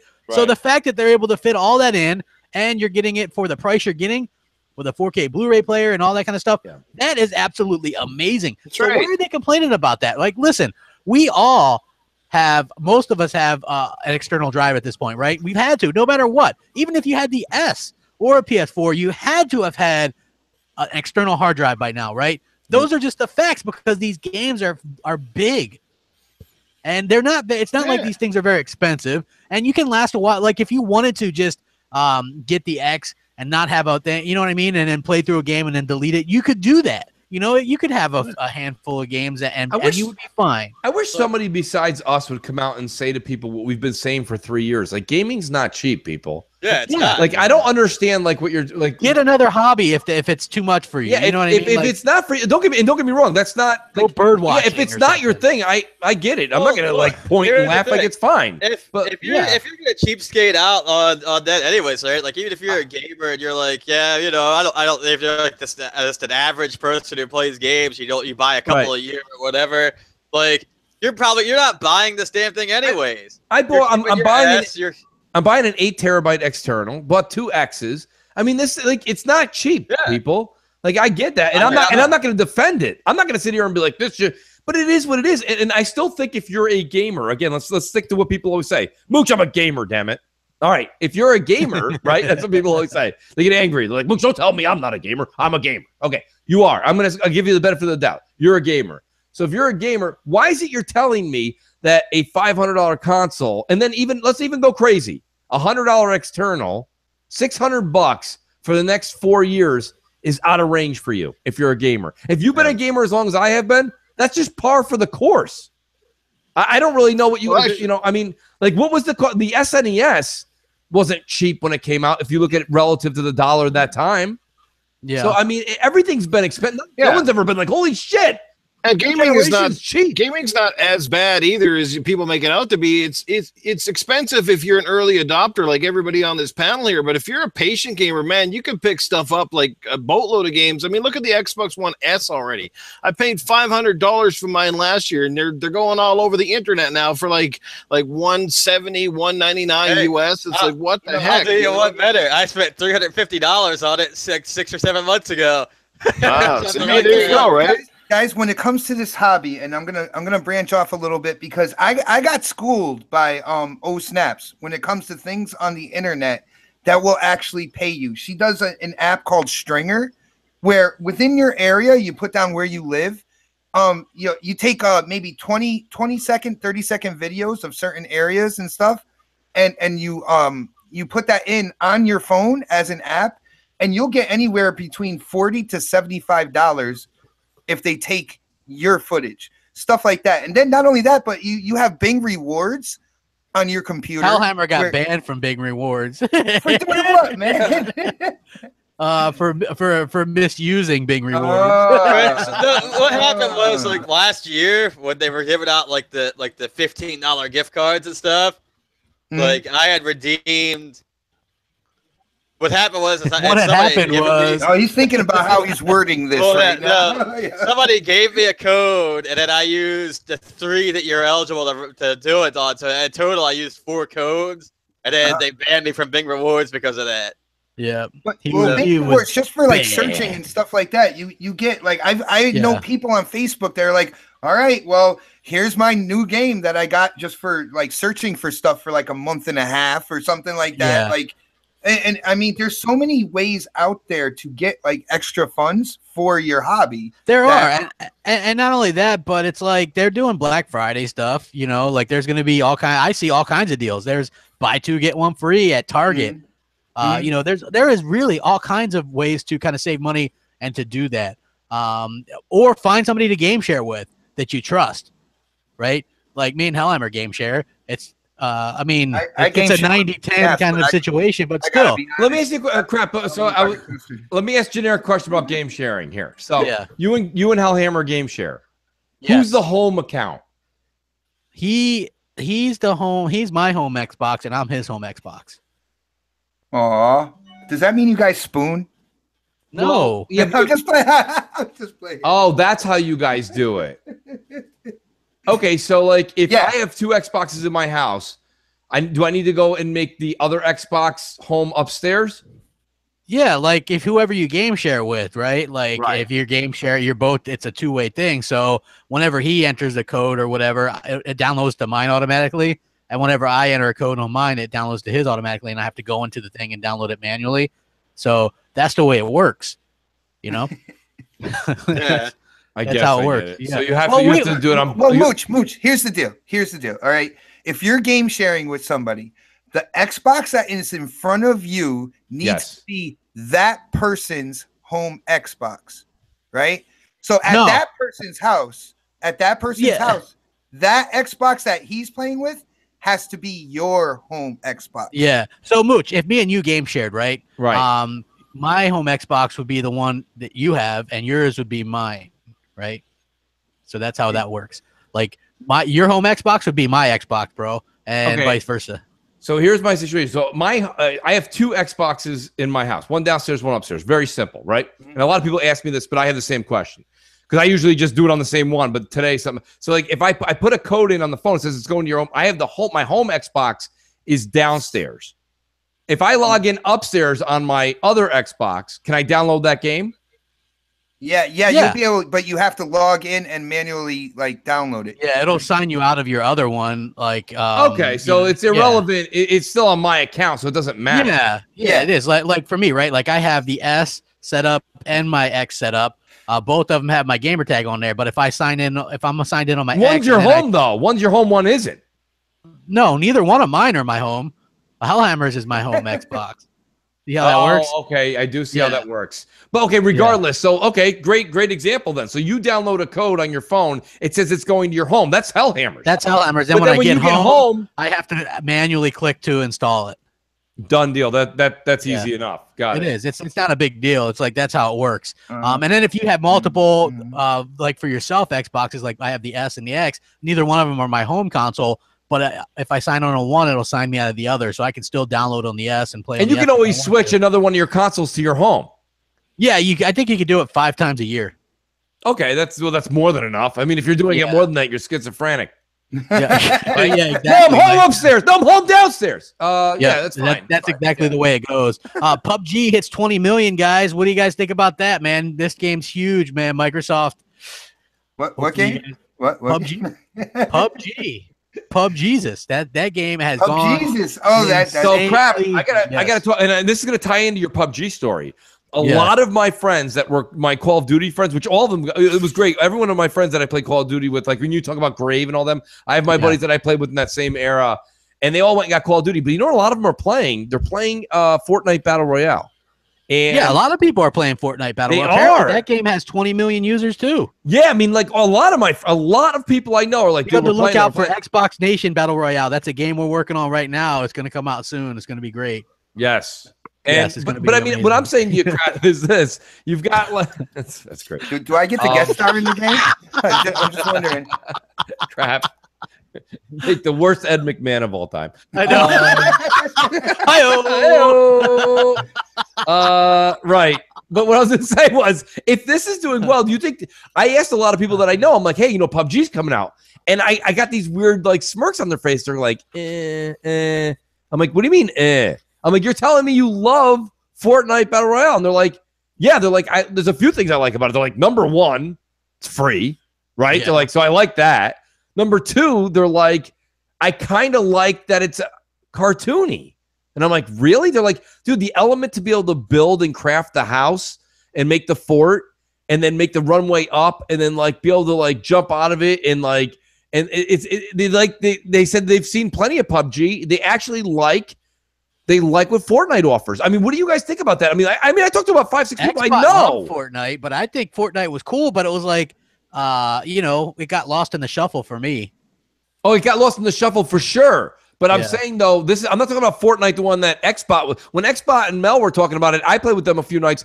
They were talking about the campaign part of it, the game.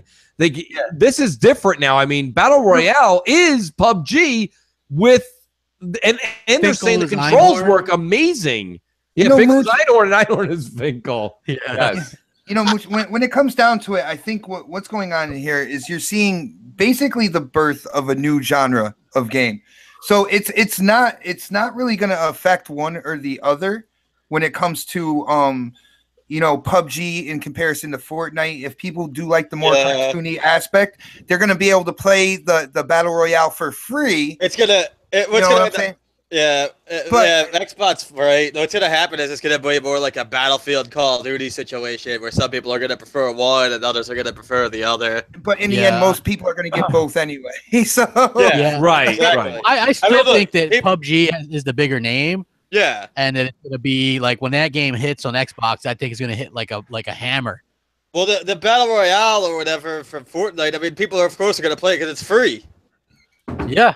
Exactly. My oldest and one of the twins. So it's Evan and Justin. They just got into the Fortnite Battle Royale today.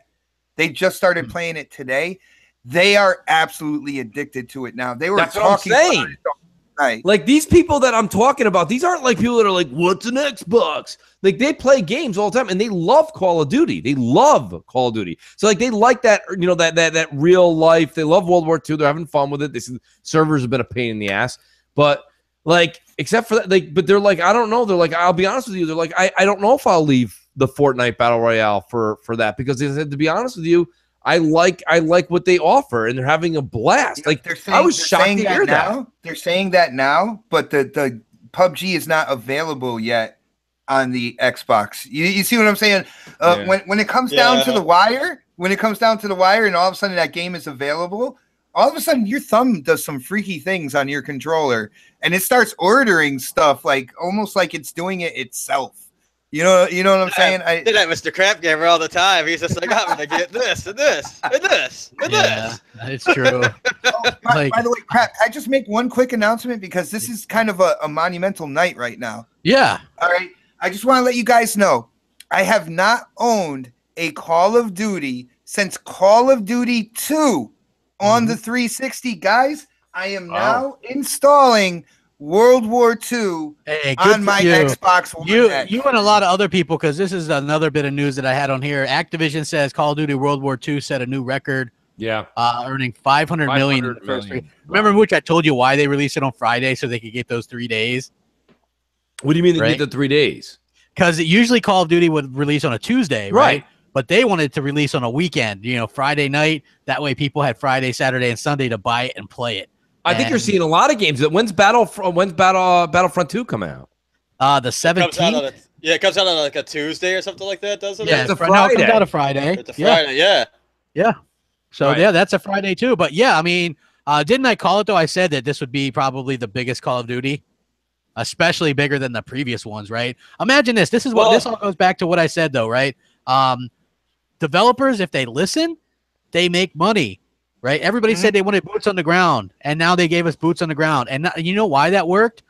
Because what's going to happen is you might have a subsect of people that still like the little jetpacks and stuff, and they can still play Call of Duty, Black Ops 3, or Infinite Warfare, right? Those games. Well, there's a reason why Infinite Warfare got an update too on the X. Yeah, exactly. Well, it's about time too, considering that game was HDR and stuff on the Pro and 4K. So, but what sucks about that is they don't announce it, right? Yeah. So they didn't even announce it. It just, boom, it's there. But yeah, this is good news. They'll still have the little ones where you can fly all around, but I think Activision clearly sees that they went too far with the futuristic crap, right? Yeah. There was too many games that were doing that. Well, yeah. The problem was they have 3 developers, and all 3 were working on the same type of game, basically. Futuristic games. You're like, what do you guys want? Like, what kind of Call of Duty should we do this year? Should we go back to World War II, maybe modern? How about future? Yeah. You know what I mean? They're all like, let's do future. They were pretty much like a game away from putting a Master Chief costume on their characters at that point. You know what I mean? They're just getting crazy. That is true, though. That is 100% accurate. They are basically Master Chief in that up. You know what I mean? Like, that is a great analogy. But I hated the jetpacks and stuff. And the funny thing is I haven't really had a chance to play this game much because I wasn't sure if it was updated or not. I did play the first chapter, and it's like a war movie. It is so realistic, like the D-Day stuff. That opening thing. I haven't even played it yet. I was blown away by it. I haven't played it yet either, Hellhammer. And I'll tell you right now. Now that I know it's got X enhanced yesterday, I'll probably try it out before this weekend. Here's the thing. IGN and all of our great friends over there in San Fran, they didn't like it. I didn't see the scores, but I read I was doing a lot of the reading of it, and they said that IGN basically said it's the same thing we've come to expect from all of the Call of Duties that were, before the space ones. It's the same. And I'm like, and I'm listening and I'm reading, and I'm like, it doesn't make any sense what this guy's saying. Like, of course, it's World War II. It's historic. Like, what do you mean it's the same we've come to expect? Like, when have you ever read a World War II book? You're like, I didn't know it ended like that. Oh, shit. It really got me. Who's the author? They gave it an 8 out of 10. Which, don't get me wrong, the reason is, but that's fine. And the 8 out of 10 is fine. I have no problem with the actual grade there. But the guy who did the review, go watch the video and listen to him. All he does is complain. The entire review is a complaint. And I'm like, really? I'm like, why are he's complaining? It's the same as World War II. What the fuck do you want them to do? Yeah. I don't. Oh my God, it's World War II. So let's complain. Like, here's the thing, Mooch. Like, this is the problem that I have with reviews and stuff in general. Call of Duty is sitting at like an 80 Metacritic. That's a solid game, right? You have Sonic Forces sitting at a 57. Like, to me, I'm playing Sonic Forces and I'm seeing that it has bad reviews, But I'm having the most Keep fun I've rubbing had it in in, a Crap. yeah, I know. I'm having the most fun on a Sonic game that I've had since the original Sonic Adventure on the Dreamcast. Yeah, it's awesome. Right? And It's fast, it's fun, it's not full of glitches or anything like that. I'm like, why is this so rated so low? I don't get it. Yeah, and then Hellhammer goes, you know what? It's the negative Sonic stigma, sort of like the negative Xbox stigma, where people just expect Sonic games to be bad, even when they're not. So they don't get the benefit of the doubt anymore. And I think Call of Duty, kind of, I don't know if this one got the benefit of the doubt, but yeah, it is weird that it's only sitting at an 80. I think sometimes these sites kind of bow to pressure to not give it a better score. You know what I mean? Well, yeah, I mean, like in the case for the Sonic game, right? Like, I've been a Sonic fan my entire life. Like, if it sucked, I would be the first one out there vocally being like, man, that's awful. Yeah, I was telling Hellhammer, I'm like, this game is really good. When I started reading the reviews, I was like, oh man, because the last Sonic game that got reviews like that was Sonic it was just called Sonic the 06. Hedgehog. When it came out in 2006, it was Sonic 06. That game was literally was a broken, unplayable mess. Like, you would play through a level and you just fall through and fall. Here's my question for you and Hellhammer, like with the whole Sonic game. I see you guys playing it. You sent some pictures out, Crap. But while you're playing, I know you're a fan, but while you're playing it, are you like, this looks really good, but shit, there's way better for me to play right now? You got to be thinking that in the back of your head. I wanted to try it. That's enhanced, by the way. That is an enhanced game. You so don't. If you're a Sonic fan, you don't say that. If there's always, it's like Jello, man. It's 1800p or something. But Xbox, here's the thing, and I think you'll understand this correlation I'm about to make here. Like, I'm to Mario what you are to Sonic, okay? And I have a brand new Mario game. Yes, it's 1080p. It's not 1800p. But forget the P's for a minute. Like, I'm playing Super Mario, and I'm like, damn. I mean, if this game came out like middle August, this Mario game, I would have been all over it all day, all night. But like now it's out, and I'm like, I can't even play it. Into it, yeah, because there's so much else to do. Yeah, there's so much else to do. I'm like, I put about 3 or 4 hours into Mario, and I'm like, I'm gonna go do something else. Hey, Mooch, check this spin out. All right, yeah. I know Mario. It's supposedly a great game, and I pretty much don't have a doubt. The new Mario is going to be awesome. It's really good, actually. Now, it is good. Here's the thing, though. Here's the thing. Now, if for some rhyme or reason that Mario would be able to be played on your Xbox, I can almost guarantee that you would have played it a lot more. I would have too, just because Probably, I just gravitate. Since the Xbox One X, honestly, for a while, I haven't even touched my PlayStation 4. You know what I mean? Just I'm an Xbox dude. I have us unplugged because I'm getting close on space. I have us unplugged. It's on that separate system that Mooch. The Switch is a great handheld, all that good stuff. But at the end of the day, it's on that separate system, the system that is mostly known for its first party games and stuff. If this game was playable on the Xbox, I think you would have logged in a lot more time. I think you would have time for Mario the way I would have time for Sonic, man. Probably. Yeah, I mean, the fact that you have Sonic on your console of choice is a huge plus. Yeah. Yeah, absolutely. So that's part of it. The other part of it is what me and Crap always complain about. Crap's a little bit more vocal about it. Is Nintendo doesn't have a great online system. Yeah, and they have no achievement system either. That doesn't bother me as much, but like the fact of the matter is, like, Crap, like there's like when we're all like you could be playing Sonic, Crap, Xbox could be playing Call of Duty, I could be playing The Evil Within 2, we're in a party and together. I still feel like we're all together. Yeah, exactly. Yeah. And that's what makes Xbox so. And listen, I got news for you. So I was checking out. Of course, this was the weekend of X. I got my iPhone 10 as well, and so I'm going through, and the PlayStation app has an update. So I update it, and it's cool. They redid their app. It looks a lot better than it used to. Let me ask you a question, actually, real quick. There's nobody online at all on PlayStation out of all the friends I have on there. Not a soul. That PlayStation app, is it glitchy as hell for you? All PlayStation apps are glitchy as hell. I can barely use the damn thing on my phone. Yeah, no, it works all right, but I mean, unless like there's nobody online. There's never anybody online. There's nobody there. You're by yourself if you're playing. I go to clips and stuff like that, and all the clips out of all the people I'm friends with, all the clips are Greg Miller playing Wolfenstein 2. Greg fucking Miller, too, right? Whatever. Wait, you have Greg Miller on your friends list? He's not on my. Well, no, I don't know. I follow him though. I don't. He's not. Oh, yeah, you're a big Greg Miller fan. Gotcha. Well, he's the only guy I know. What the hell's? I want to see what the hell's going on with that goddamn box. He's the only one using it. You're Hey, not on there. IGN, No one's on well, there. even if I was on there, you wouldn't know. Well, that's the worst part. offline. Crap, you can go online. Nobody gives a shit. Yeah. Well, you say that, and then I appear online, and I get, you know, Yeah, you suck. Yeah. Thanks. Horizon Zero Even Dawn, with- the Frozen Wild. What? That is like the worst idea to release that on the 7th that I ever, you know what I mean? Noof, That are was you the going to get that funniest DLC since you're such a huge fan? Yeah, I'm a huge fan, so I'm going to get it. I'm just I not like how you rushing played to get it. I mean, I I'm a probably huge won't fan. like over and pick it up any because I just haven't played my PlayStation very much, but I'll probably pick it up eventually. It'll be on sale or something. So I actually at some considered- point. when Don't I was, rush, Noof. When I thought before I installed a bunch of stuff that I already beat and that sort of thing, I actually considered unplugging the external I have on my PlayStation and putting it on the Xbox the other day. Yeah. I was like, I'm not gonna play that for a while. Yeah. Well, I mean, look, here's the thing with Horizon Zero Dawn, right? Not to beat a dead horse, but that game really I thought would appeal to Hellhammer, and he doesn't like it at all because he loves. I was shocked. I was even shocked that Worry's so anti it. You know what I mean? And like that and he loves those types of games. Like The reason why he doesn't like it is the same reason I don't like it is that it's boring, the gameplay is kind of bad, and the voice acting is bad. Yeah, Yes, I mean, he- all three of those are what attributes to it not being good. Yeah, When- like when it's I- a like here's the thing. I know Hellhammer's gonna say something, but the Frozen Wilds, I see the review for it and it looks great. I'm like, man, maybe I'll hop back on for that. And then I remember that I hated it. It was a drag.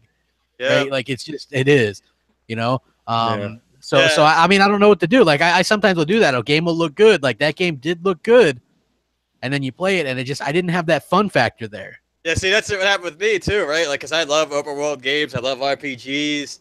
So I thought for sure that this is gonna be the game I'm actually gonna play and enjoy Well, you on gotta- PlayStation. It's funny. All you ever have to do is just look to who made it. Literally, always say, look. Whenever someone says a compliment or they diss you or any which way, always look at who gave. And this is you have to look at what created this. You have Guerrilla Games. Guerrilla Games. I believe if you turn around all of like those sleeping pills you see in aisle 9, they're actually the developer of all sleeping pills. That is, they are literally. They are. I just honestly, I don't know if Unisom is owned by them. I don't know what's going on. All I know is it is the worst. Gorilla Games, sponsored by Unisom. Guerrilla Games, brought to you by the comfiest pillow ever. Ever. I don't know. For some reason, the minute I knew they were doing something, there was always this little bit of a chip on my shoulder being like, okay, they are making, you know, Sony's notorious for this. They make beautiful games, but they're boring. They're so boring. And I mean, I feel bad. Crap actually feels that way about Last of Us, and I think The Last of Us is great. Yeah. I feel Horizon Zero Dawn could have been just as good of a game if they had to narrow the story down a little bit, got rid of sort of the open world, kind of made it a bit more like Tomb Raider, where it's semi-open world, and did it in 7 hours, just bang, bang.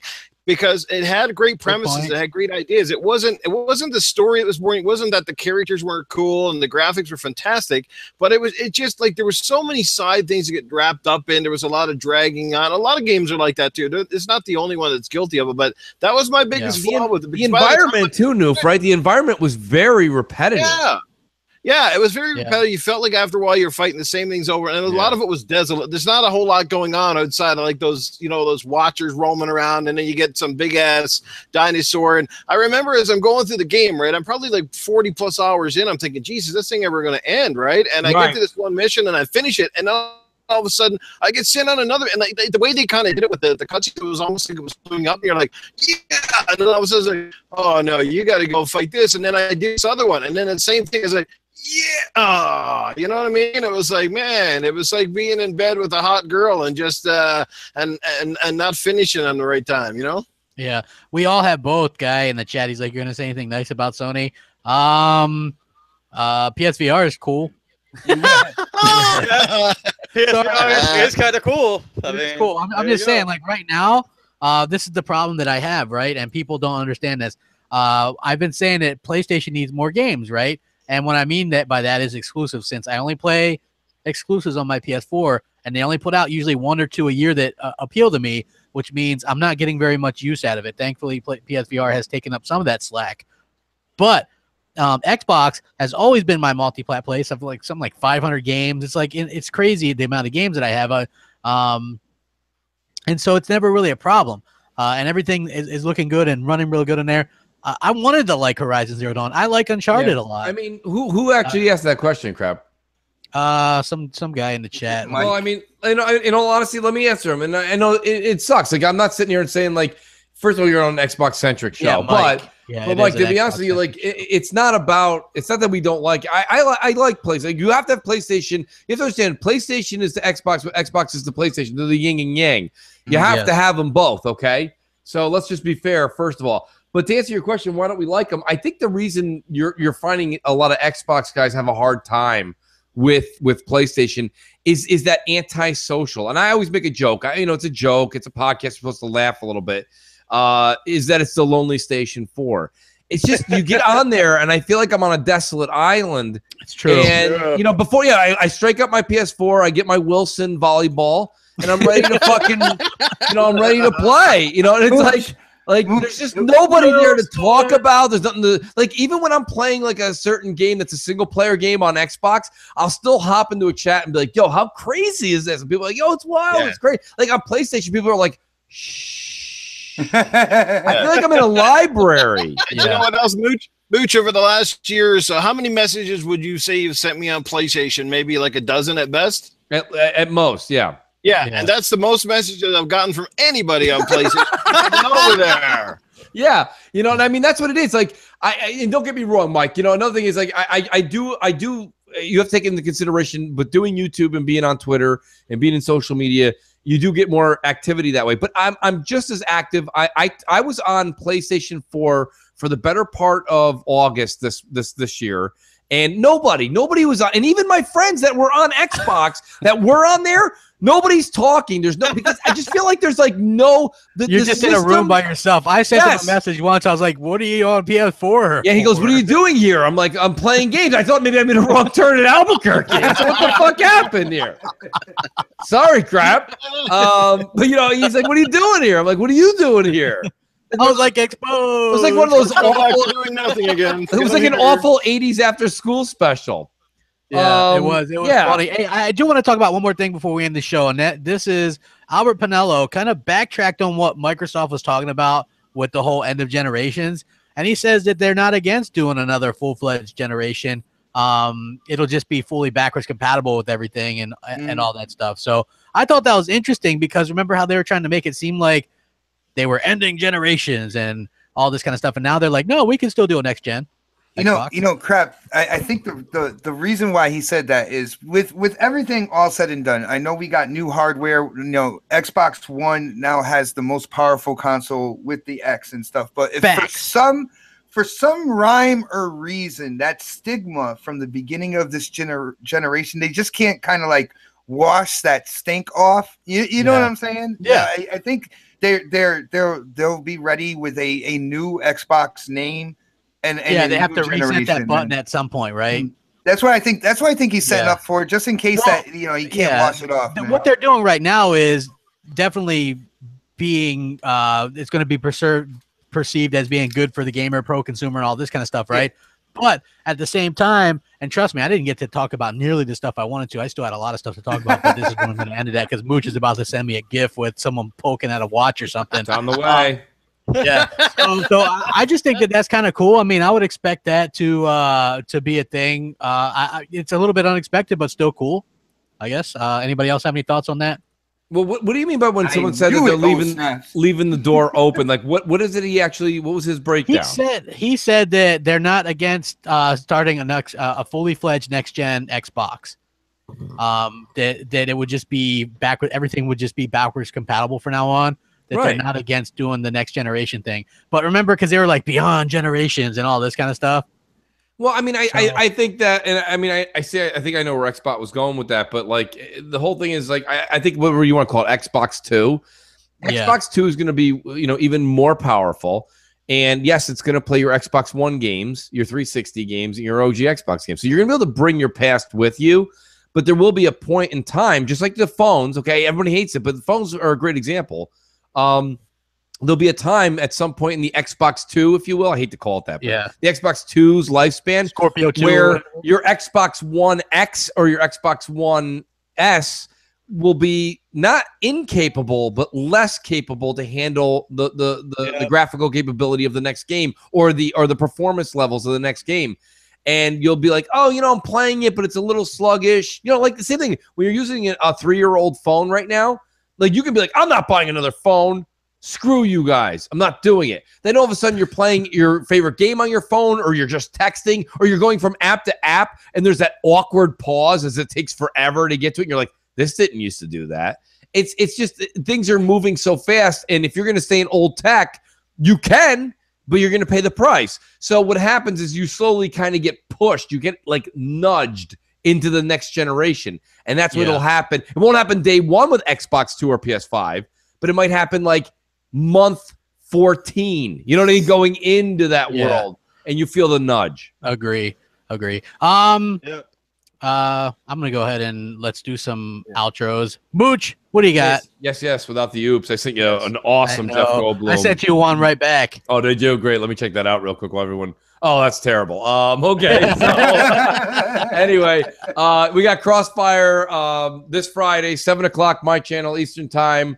Definitely due to be a great show. It's gonna be. You thought Mooch was anyone that thought Mooch was too lively tonight, you better fucking wear a seatbelt and put the fucking There's a lot to talk about. I'm sure he'll use some of the stuff I didn't get to hit on tonight, but right. And then I'll mention it now. We are going to be doing M&C evenings this Sunday. It's not going to be a morning. So it won't be a morning show. It'll be live. It's going to be live. But we're going to be doing it in the evening on Sunday. I'm thinking 6:00 crap. It seemed to work last time. We'll see how that works with your schedule. But yeah, it could be. That would be probably fine. I don't see a problem with that.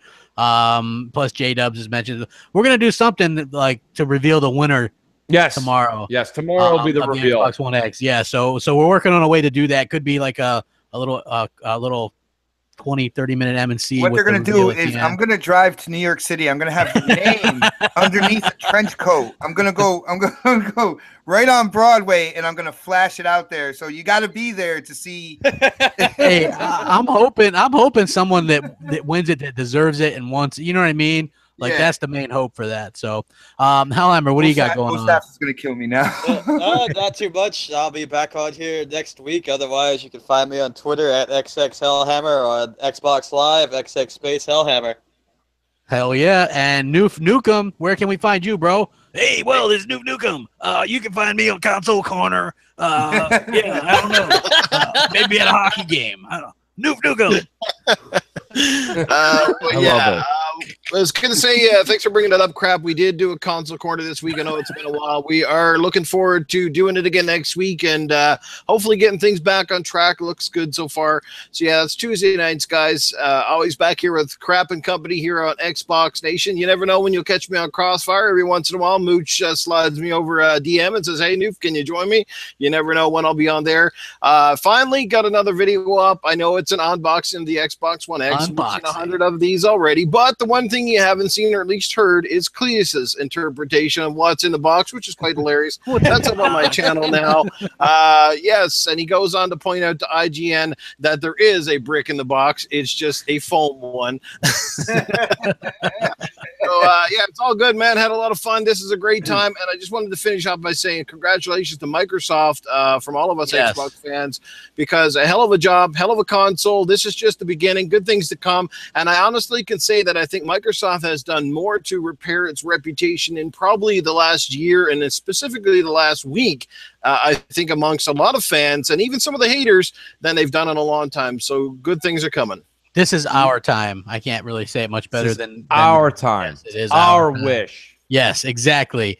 And we got Xbot 448. Thank you very much. And Mel in the chat the whole show, kicking off the super chat and all that. Yeah, stuff. I just want to let you know, Crap, that she just spent my entire $40 on Sonic Forces on this show with super chat. And she was dropping the whole show. Crap, we're gonna have to talk behind the scenes. Man, I'm just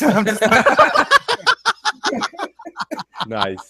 Nah, Crap. It was awesome, man. I always love. I appreciate you hopping in last minute too, man. Literally 20 minutes before the show, I was like, dude. I see Crap like wheeling you out of the hospital, fucking like. I need you, bro. I need you.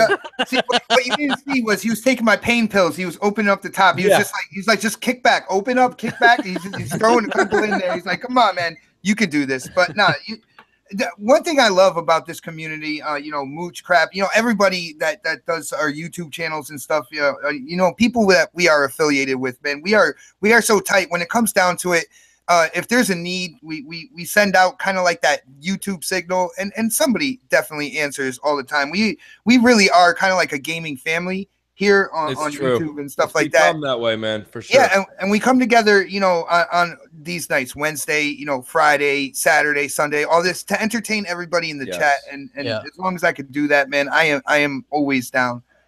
Exactly. I do want to take this time to say, you know, a huge shout out to everybody on Twitter who has kind of taken these steps with me through the surgery I went through. Thank you for all the love and support. I do have a couple more kind of like procedures coming up, but I am nowhere near in kind of like that dark shadow that I was before this first surgery. And I do appreciate like all the love that I've gotten on social media. Thank you guys so much. And speaking of social media, it is at Xbot448. I am on multiple shows. I have one on my own YouTube channel, and the best way to know when they're on is just follow me on Twitter, and I will post it when we're going live, and you guys can come hang out in the chat. And if you guys want to see him do like the best intros ever for a podcast, Xbot does that on the next podcast. He does. Yes, he does. The dog. Yes. I get so hyped, man. I love dude. It is. It's great, man. So thank you guys all for joining us. Happy Xbox One X Day. Make sure you guys tune in Friday as well. It's going to be a good time. And we're picking the winner for Xbox One X Scorpio Edition. I think we might have been the only ones to do a Scorpio Edition giveaway. Yeah, pretty sure. Think so. So yeah, that's incredible. That's you know, for you guys, man, it's going to be great. Thanks for all the support. We'll catch you guys next week. Be good to each other. Game on.